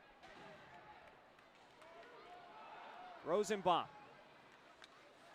just barely able to muscle it on over to Davidson. Caught up in the skates of Carter Thornton. Davidson punches it free. It's turned over. Schumacher now tilting the ice back the other way. His backhander is held by Johnson. And now Davidson takes a huge cross check from Schumacher. That is a suspendable offense. That was a dirty, dirty play by Frank Schumacher. Major penalty in my book. A high cross check to the teeth. And the Moccasins fans are cheering for him as he goes to the box.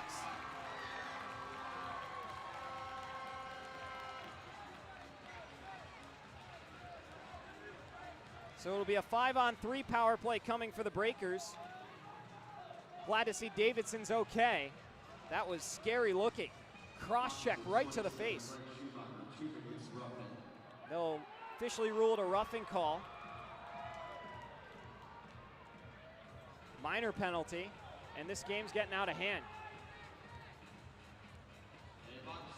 Charlie Penn's not happy with the officials, pleading his case over on the bench.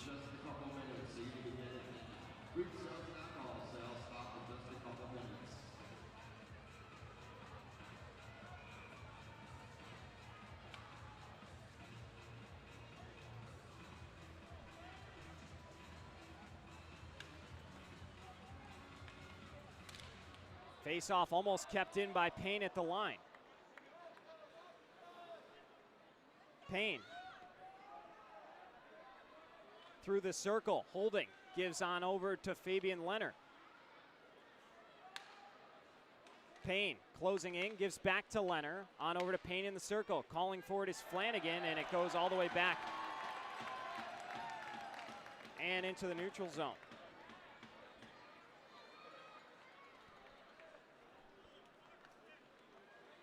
Flanagan in across the blue line, chips it in deep. 5-on-3 power play for the Breakers, but the Moccasins hanging with them.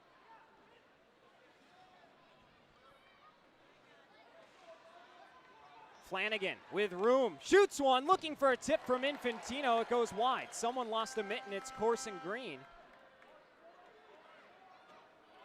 Infantino winds up and shoots, tipped in front, and it goes off to the corner. Fabian Leonard with it now. Saucer pass out to the point. Infantino, one-timer by Flanagan is saved by Egbert.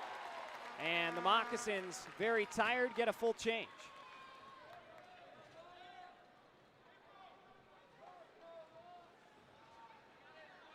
Thornton leading the charge back the other way. It's 5-on-4 now.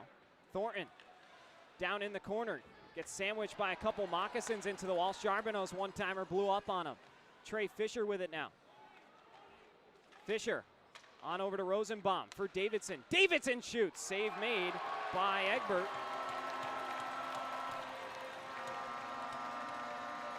And another face-off set to come here. Another 19 seconds on the power play.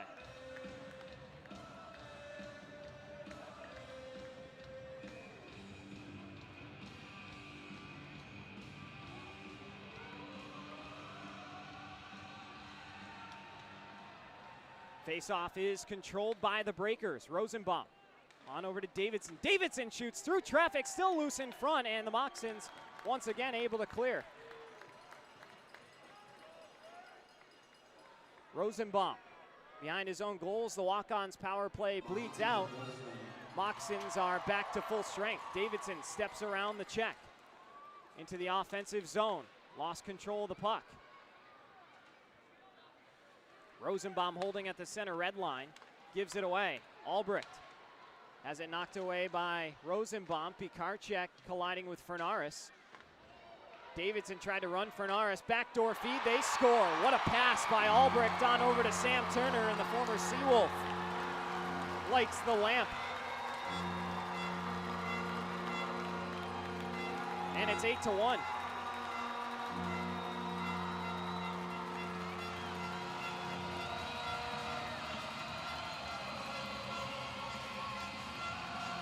Still 14:33 to go.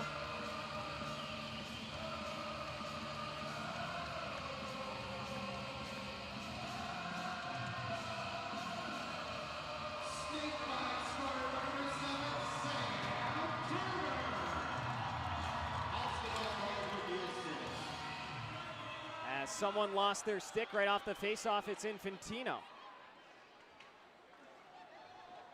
Ballant run into the wall by Bondi. They get locked up. Here's A.J. Schlepp. Breakout pass couldn't be handled by Hansen. Good stick lift by Infantino trying to get free.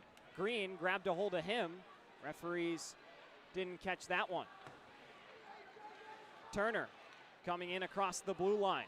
Schlepp right there against him. Good hit by Infantino. Another hip check for him. Now he'll carry it out of the zone. Tripped on his way, and Breakers will make a full change.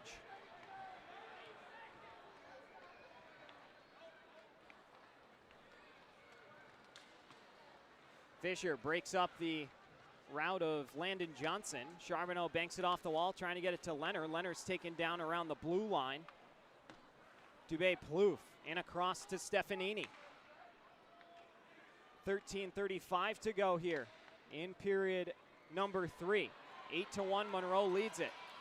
Coming in, here's Stefanini, knocked away by Garrett Johnson. Rosenbaum looking for Charbonneau. Charbonneau springs ahead for Trey Fisher. He couldn't handle it on the backhand, and Christie picks up the loose change. Breakers make some changes of their own. Rosenbaum breaks up the pass, looking for Christie. Was Dubé-Plouffe that time. Toivonen for Dorsey.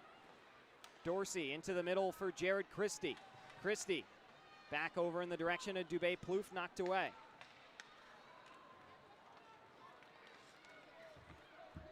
Breakers back into the offensive end. Fisher finds Thornton. Thornton around the goal, wraparound attempt. Fisher on the rebound, had a chance to pound it home. Christie broke up the play. Flanagan knocks the puck off the stick of Cunningham. Thornton might have got hit up high by Schumacher there. Scantlebury around Johnson's cage. Handling the puck. Heads into the middle. Tripped up by Flanagan. That is, I don't know about that call. Be our first media timeout here in period number 3. We'll take it and be back in a moment to Monroe.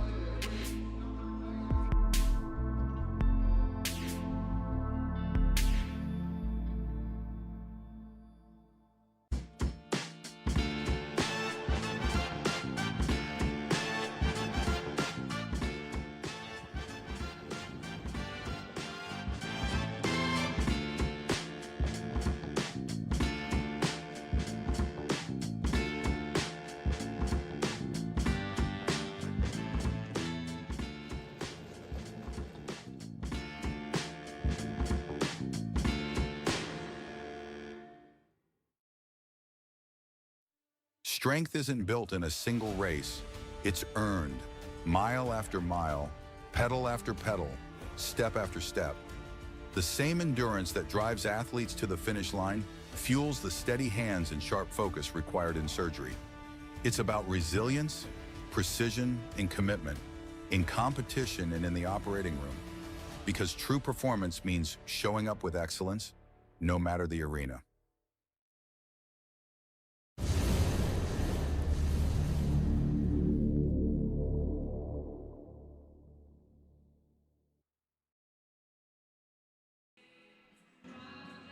.12:20 to go here, period number 3. Declan Flanagan, 2 minutes for hooking. It was a bit of a hook.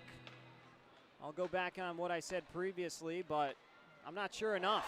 As there's a goal for Austin Albrecht, beating Johnson on the glove side.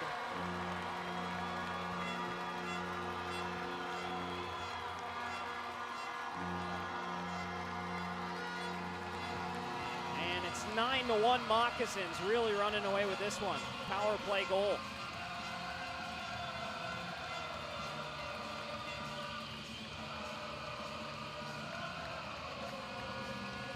Fans are really enjoying their evening here in the Monroe Civic Center, and why wouldn't they? Their team is taking it to the visitors. A Breakers team that's banged up, as we've mentioned.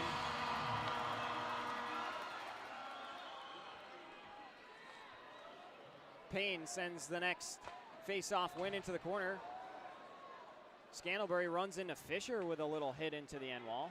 Thornton looked to dance around Toivonen. Sent back towards Toivonen. Converging is Payne, and he's able to just knock it off the stick. Now back the other way. Scantlebury locks up with Payne. Payne into the skates of Turner. Turner. Getting thrown down by Payne. It comes out. Stefanini's shot that caught a lot of Fisher. Gets his own rebound. Sends it on goal. Johnson with a good save there. Scantlebury. Gives it on over to Stefanini. Stefanini across for Toivonen. Hansen blown up by Andrew Ballant. He goes down hard into the corner boards. Charbonneau. Hansen will hop back into the play. Ballant shoots. Glove save made by Johnson with 11:09.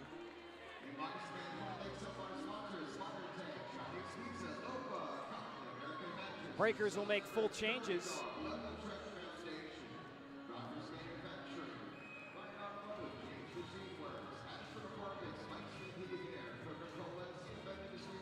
Leonard to take the draw against Ballant.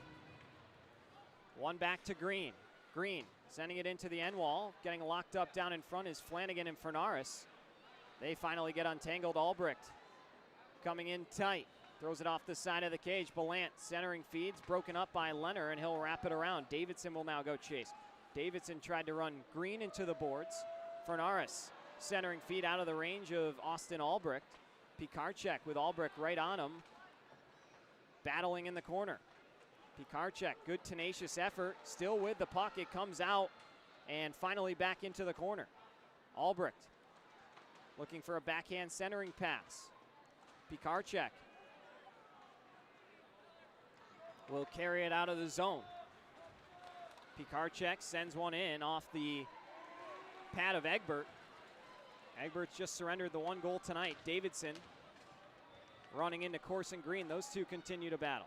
Or rather, that's Dubé Plouffe down in the corner. Green comes away with the puck out of the scrum and sends it up for a charge by Cunningham. Cunningham run into the wall by Payne. 6-on-6 there. Rosenbaum, bank pass on around to Payne once more. Payne turns it over at the blue line. Dorsey gives it right back. Schlepp in there at the blue line will lead the charge. Breaking it out on over to Thornton, who lost a handle on his stick for a moment, and the referees give a late offside call. We'll head into another media timeout. 9:42 to go here, period number 3. We'll be back in a moment.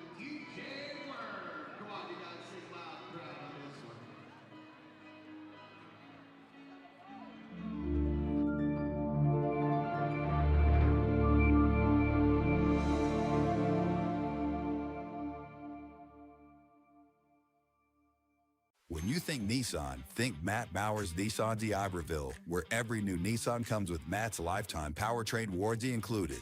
And to keep your new Nissan running well, there's never an appointment needed for express service in our service department. Just stop by for routine maintenance like oil changes, brakes, tires, and batteries. Matt Bowers Nissan is proud to call the coast our home and is proud to sponsor your Biloxi Breakers. Shop smart, buy local. Matt Bowers Nissan, South Mississippi, d'Iberville. Looking for non-stop fun? Sky Zone Biloxi at the Edgewater Mall is the place to be. Jump off wall-to-wall trampolines, dunk on the basketball court, or conquer the warrior course. Sky Zone Biloxi truly has something for everyone. And now, you can celebrate big with our newly upgraded birthday party packages to make their special day unforgettable. Get ready to jump, play, and soar higher than ever at Sky Zone Biloxi.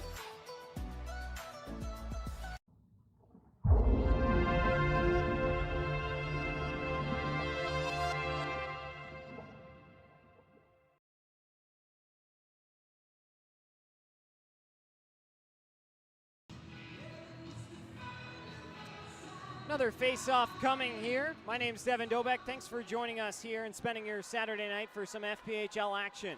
Breakers and the Moccasins continuing to battle. Bondi bats it down. Fisher's able to send it in deep. Thornton got disrupted on his route to the puck by Dorsey, and an awkward collision down in the corner. Toivonen back up to his feet. Cunningham takes the puck away from A.J. Schlepp. Sends it out to Dubé Plouffe. Now into Christie for the hat trick. Missed the net. Christie now in the middle again, goes to Dubé Plouffe. He scores through the 5-hole of Johnson. Dubé Plouffe makes it double digits. It's 10-1.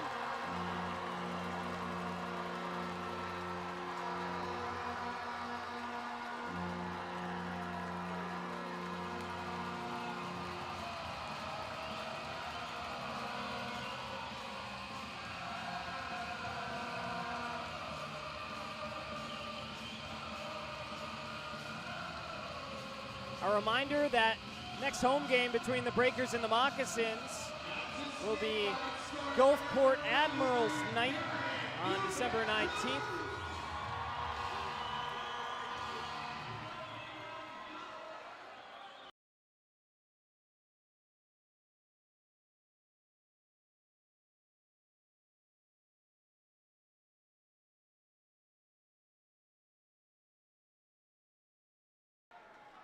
Apologies, just had to have a quick sidebar up here in the press box. Lost our volume for a bit as Johnson makes a quick save there. Sometimes you get a tap on the back and not sure what's going to be said. With all the tensions rising, I just wanted to make sure that I was not needed to head down or anything like that. But back here for the action, 8:44 to go.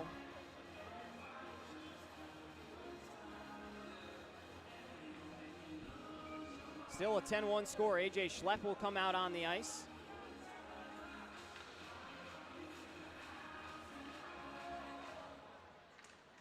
And the face-off won by Monroe. Sent in on Johnson. He makes another quick save. Turner, centering pass comes in tight and goes off the side of the cage. Pikarczyk sends it out of the zone. Green now with it. Chips it in. Flanagan will catch up to that one, and we get another whistle for an icing call. And the draw will retreat back to the Monroe end.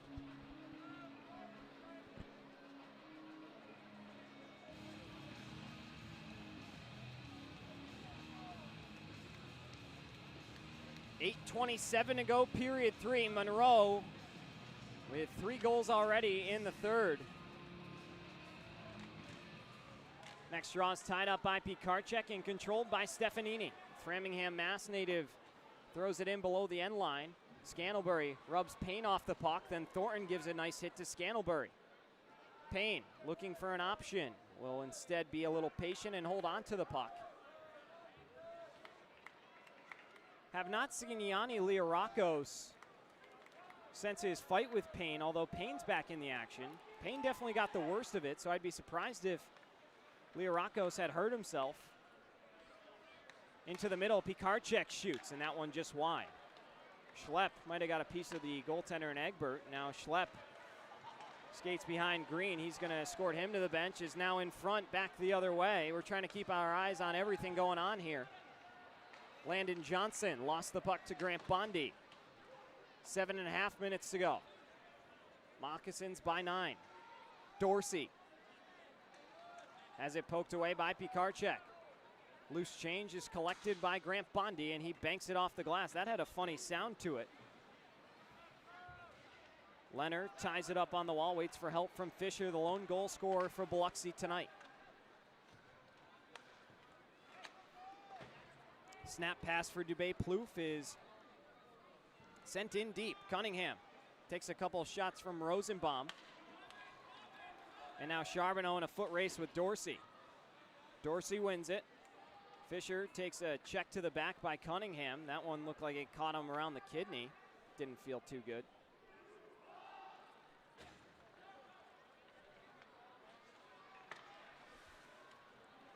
Now in the neutral zone. Albrecht takes it back into his own end, and now will begin the charge.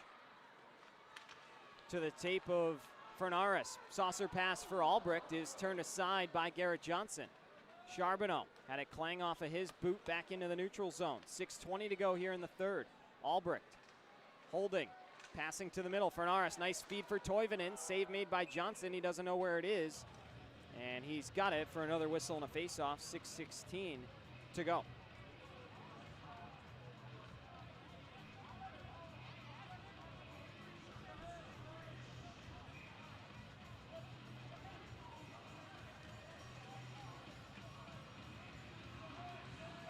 Breakers next weekend will take on these Moccasins once again, December 19th at home and December 20th here in Monroe once more.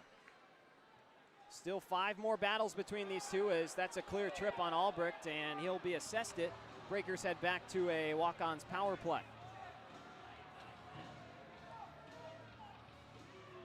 Albrecht gets 2 for tripping, and the Breakers now will try and leap back into the fold.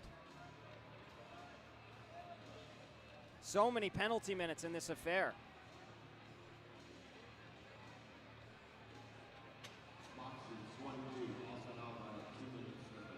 Albrecht, a pretty disciplined player, but Payne with a nice deke in his defensive zone was able to force the tripping call. And it's another walk-ons power play for Biloxi.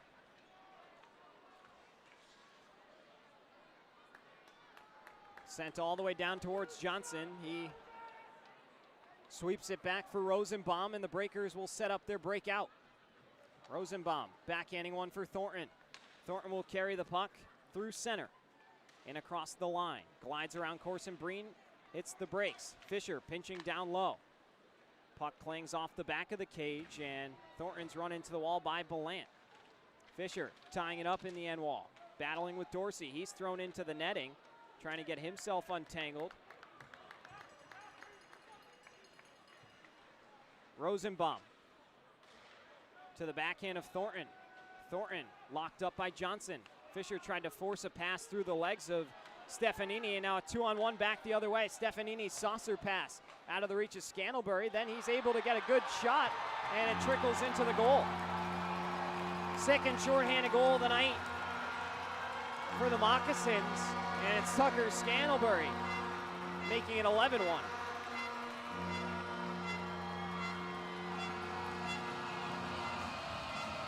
Rosenzweig gave up the first 6, Johnson the last 5.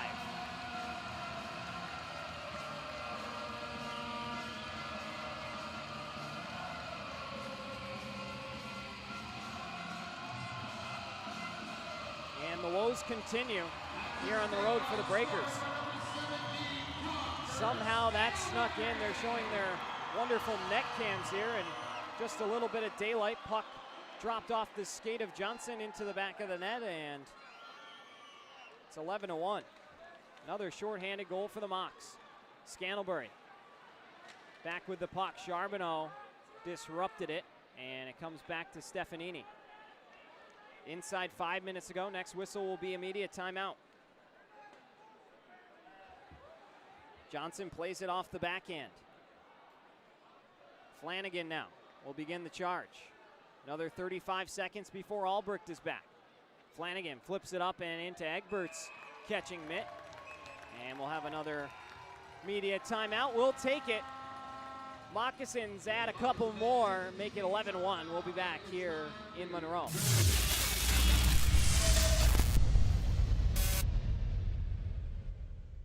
Recharge your body. Reset your mind. Revive your spirit. At Revive and Thrive, every detail is designed to elevate your recovery and well-being. Unwind in our serene salt therapy room and float suite.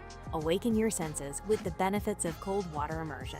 Then, step into a custom-built sauna featuring soft Himalayan salt lighting for athletes, adventurers, and anyone ready to unlock the power of recovery. Discover the difference at reviveandthrivems.com.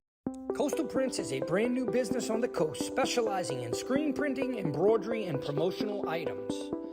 Being local and with 30 plus years of experience, Coastal Prints carries all the hottest clothing brands and thousands of promotions. When things heat up, you don't just want a cold one. You want the coldest one. The cold lagered, cold filtered, cold packaged one. Mountain Cold Refreshment. Coors Light. Choose chill. Shotgunning the media timeout a little bit. We're back. We'll take you through the out-of-town scores while we have you. Twin City leads won 4-2 against the Columbus River Dragons, improving their points above the Breakers to now 5. That's about 1 regulation win and 1 overtime win. So they now have a 5-point buffer over the Breakers for that 5th and final wild card spot. Binghamton defeated Danbury 8-3 at home tonight. Indiana sweeps the Port Huron Prowlers on the road. Final score there, 4-2. Athens defeats PD 5-3 tonight. A come-from-behind win for them. They were down 2 or 3-1 at one point. Watertown beats Blue Ridge 5-3, finishing the job here tonight. And Baton Rouge beats the Topeka Scarecrows 2-1. So they will inch to within 4 points of the Breakers for 6th place in the division.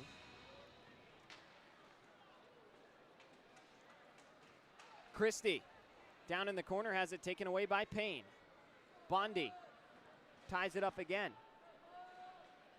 Fisher carrying it out of the zone will send it in towards Egbert, and referees say no icing. Schumacher bumped into by Charbonneau. Pikarczyk snaps a pass to Payne. Payne got hooked by Dubé-Plouffe. Now Charbonneau continuing to battle with Green. Green runs him into the wall after losing his mitten. And now Dubé-Plouffe tilts the ice from north to south. Payne stands up Dubé-Plouffe. Scantlebury lost a hold of it, trying to go backdoor for Christie. Christie around the wall. Johnson able to poke that one away.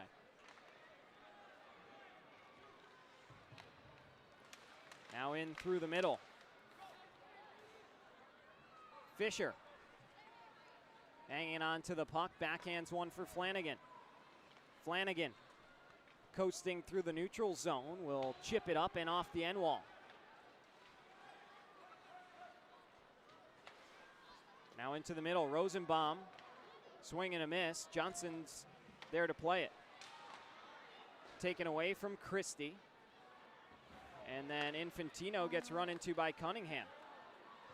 Turner waiting for Cunningham to touch up at the blue line. Sends a pass into Cunningham. Save made by Johnson. Stefanini Swings it around where A.J. Schlepp's there to take it. Now Turner run into the wall by Infantino and pinned. Davidson shakes off Cunningham, shakes off Stefanini.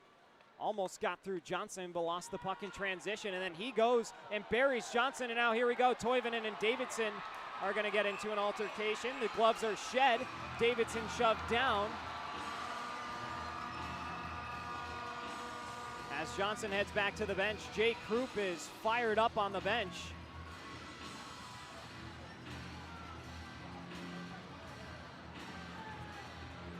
A.J. Schlepp and Sam Turner have a hold of each other's collar.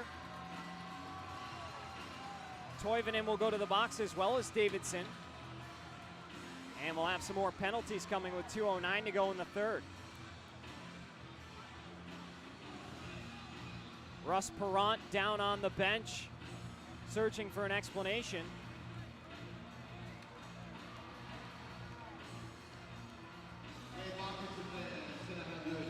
As the officials will look to sort this out. According to Google and according to ChatGPT, 11 is tying the league record in history for the most goals scored in a game. They just announced on the loudspeaker that 11 goals is tied for the FPHL record for goals in a game. Last season I was with the Dashers Hockey Club, and they lost to the Watertown Wolves 11-1 on the road there as well. Unfortunately, I've been on the receiving end of that a couple times. Jake Krupp barking over at the Breakers bench. He is fired up as Davidson is escorted out. Scantlebury will skate behind the net to have some more words for Davidson.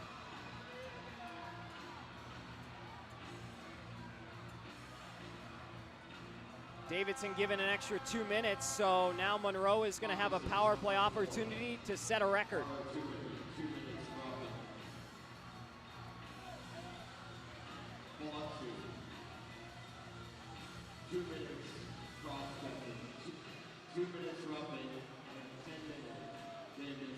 A 10-minute game misconduct assessed as well to Davidson. Raven and Rose tattoo penalty kill is coming. While we have an extra moment, let's take a look at the upcoming schedule. The Waters ahead. Next weekend, a home-and-home with the Moccasins will take place, and then the Breakers will host the Zydeco for 2 games immediately after Christmas. Jake Krupp is getting his money's worth over on the bench. Darren Dugan, the other assistant coach, trying to calm him down, but he's pretty fired up. I know his team's been all Angels tonight, but certainly a cheap shot from Davidson there, and he was given the gate.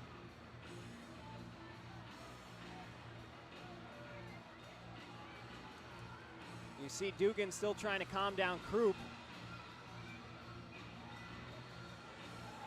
And now him and Charlie Penn's having a bit of a conversation. Charlie Penn's and Jay Krupp bickering between the glass, although Penner seems a little bit more collected than Jay Krupp. A.J. Schlepp still at the center red line having some words with the Moccasins. And the chirps will continue. I see Chase, the media guy for the Moccasins, in between the glass. He's all smiles in his white getup. Actually, he seems a little bit, they're zooming in on him. It's almost like they can hear me. He can't believe what's going on. Schlepp still barking. Jay Krupp on the receiving end.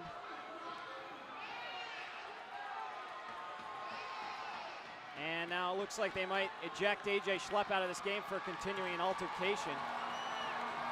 Jake Krupp.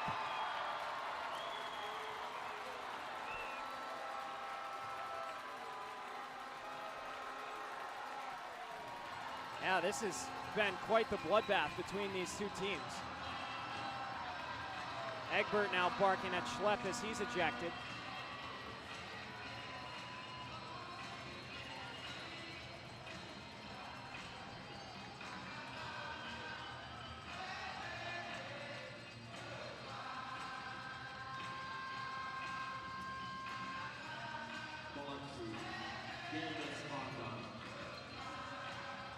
Ballant is also ejected out of the contest by the officials. Scantlebury ejected out of the contest. The game misconduct's piling up. Charlie Penn's got a smile on his face. He's loving it. Getting under the skin of the Moccasins. Jay Krupp still barking at Penner. A little embarrassing if you ask me. Your team's up 11-1. I think you can take a little pedal off the metal. Krupp still barking at Penner. He's on the glass now trying to continue to go. And now Penner's gonna walk over to the glass. Uh-oh. Uh-oh. They're gonna share a few words. Now, so now that Penner walks over, Mr. Krupp's walking away. Takes a couple steps backward. You really see something new in the FPHL every night. They continue to argue between the glasses. We're gonna resume play here with Monroe on the power play. A chance at history.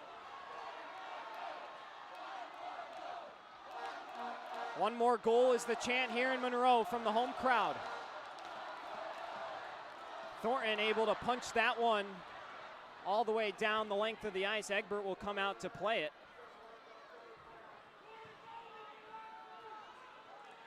100 seconds remain in regulation. And almost all of it will be a Raven and Rose tattoo penalty kill. Ballant swinging around below the end line. Out to the point, Turner shoots and scores. That's history. The most goals by a team in an FPHL game in history. It's a dozen.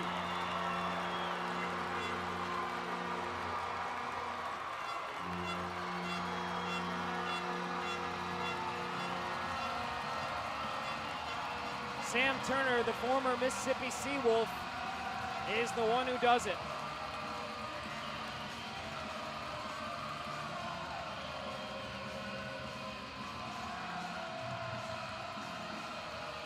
Still 92 seconds left to play.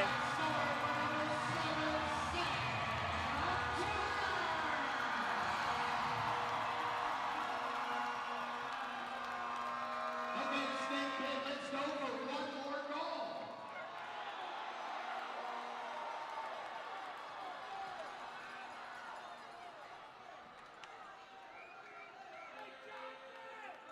False start on the face-off will add a couple seconds back onto the clock.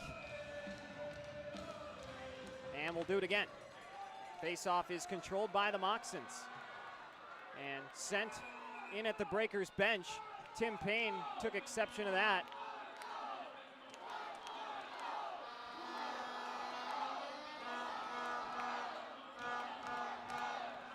Still a minute 24 to go here in regulation. This game began at 7 o'clock and we're 3 hours and 21 minutes into it. Typical hockey game lasts about 2.5 hours, so we're 50 minutes past time.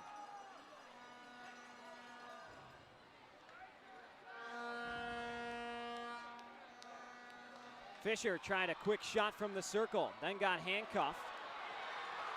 And now here comes Dubé Plouffe on over to Cunningham.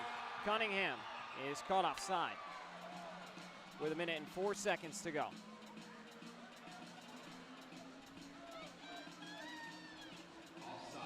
Raucous environment here in Monroe.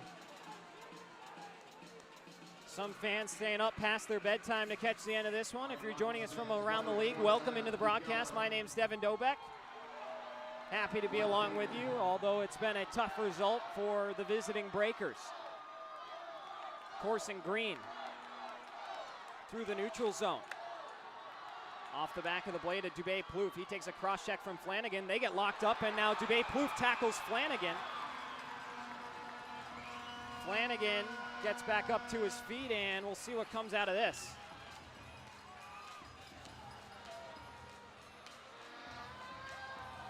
Dubé Plouffe will be sent right out of the game.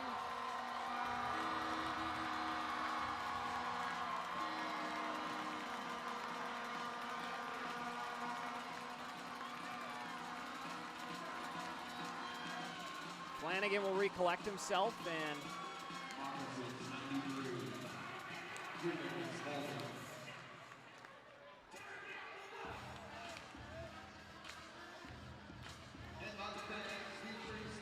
stand by.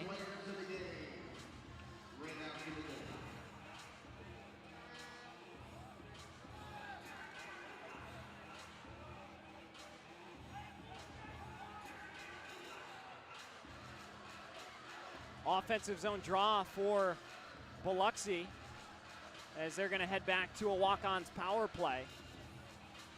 Biloxi, 93, 2 minutes holding, 10 minutes missed hot dogs. They just announced the penalty was to Biloxi, although it was to Monroe. Puck comes all the way around and back towards Garrett Johnson. 33 seconds to go in regulation. Payne chips it back on over to Pikarczyk. Pikarczyk slowing it down, gives on to Leonard. Leonard will lead the charge on the near side. Leonard taking it through the middle. Good puck possession by him. On over for Payne. Payne lost control of it. Cunningham got stung at the blue line, and now inside 10 seconds to go. Payne over the blue line, gives to Leonard. Leonard shoots, it goes well wide, almost caught the official, and that will do it. History in Monroe. Moccasins win by a final of 12-1. They make history, scoring the most goals in an FPHL game in history with 12, surpassing the previous record of 11. We will conclude our broadcast here. Appreciate everybody who stuck with us this entire time. Breakers and the Moccasins, 2 more editions coming up next weekend. December 19th in Biloxi, we'll be honoring Gulfport football, who won the 7A state championship in Mississippi. So I hope you can join us to honor the Admirals, and then the next night we'll be back in Monroe to take on the Moccasins once again. On behalf of myself, Devin Dobek, thanks so much for tuning in to our coverage of the Federal Prospects Hockey League. And always remember to live the dream. We will see you next weekend or on Tuesday for Breaker Banter.